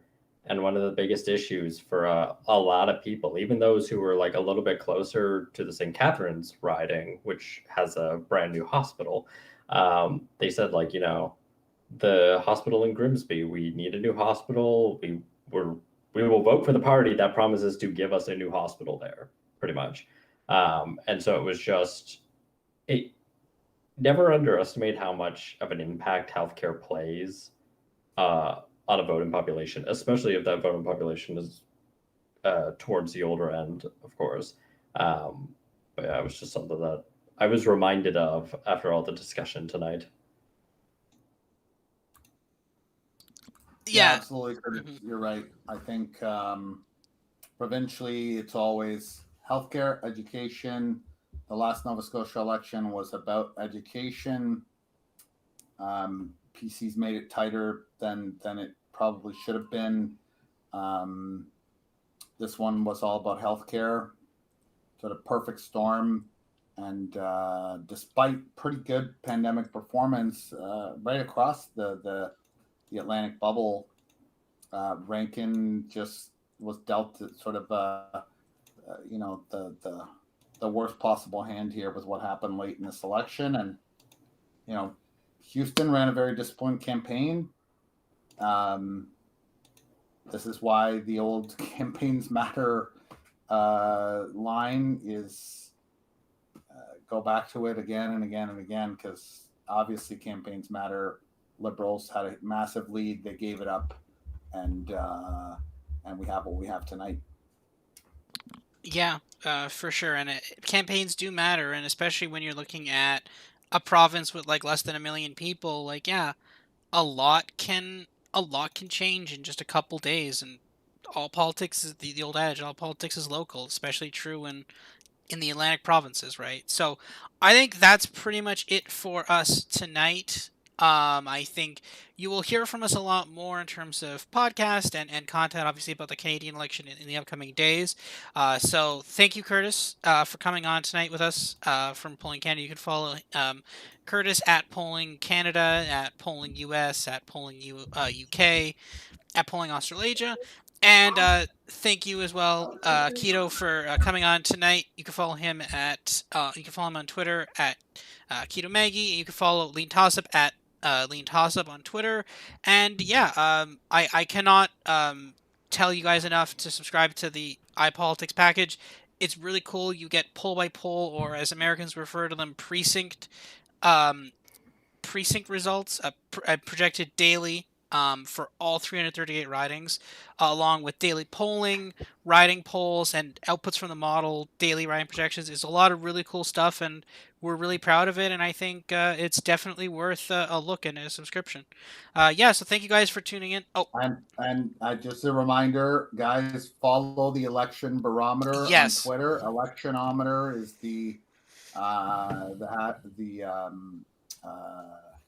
what's it called? The name, the handle, I guess on Twitter. I'm getting old. I forget what these things are called. The election barometer. You should follow it. Updated every day. Probabilities of Liberal, Conservative, NDP win, and the minority majority percentages as well. One clean snapshot. It's updated every morning, 8 a.m. Follow it and then click through the links to see all the data behind it. That's on iPolitics. Yep, I have the here at Electionometer, ELXNOmeter on Twitter. Go ahead, follow that. It's going to be tweeting out projections every day and odds, and it's definitely a great tool to have for following the upcoming Canadian election. Also, one quick question here from the chat: is the iPolitics package attached to the student package, or do you have to get it separately? No, the student package is, yes, for students would still qualify to get all of the polling data and as part of that. Yep, so go ahead and check that out. And for any Americans in the chat, it's even less than USD. So just keep that in mind. So go ahead and subscribe to it. It's a cup of coffee a day. Yeah, it's not particularly expensive. So go ahead and check it out. It's definitely worth the investment. So, so thank you guys for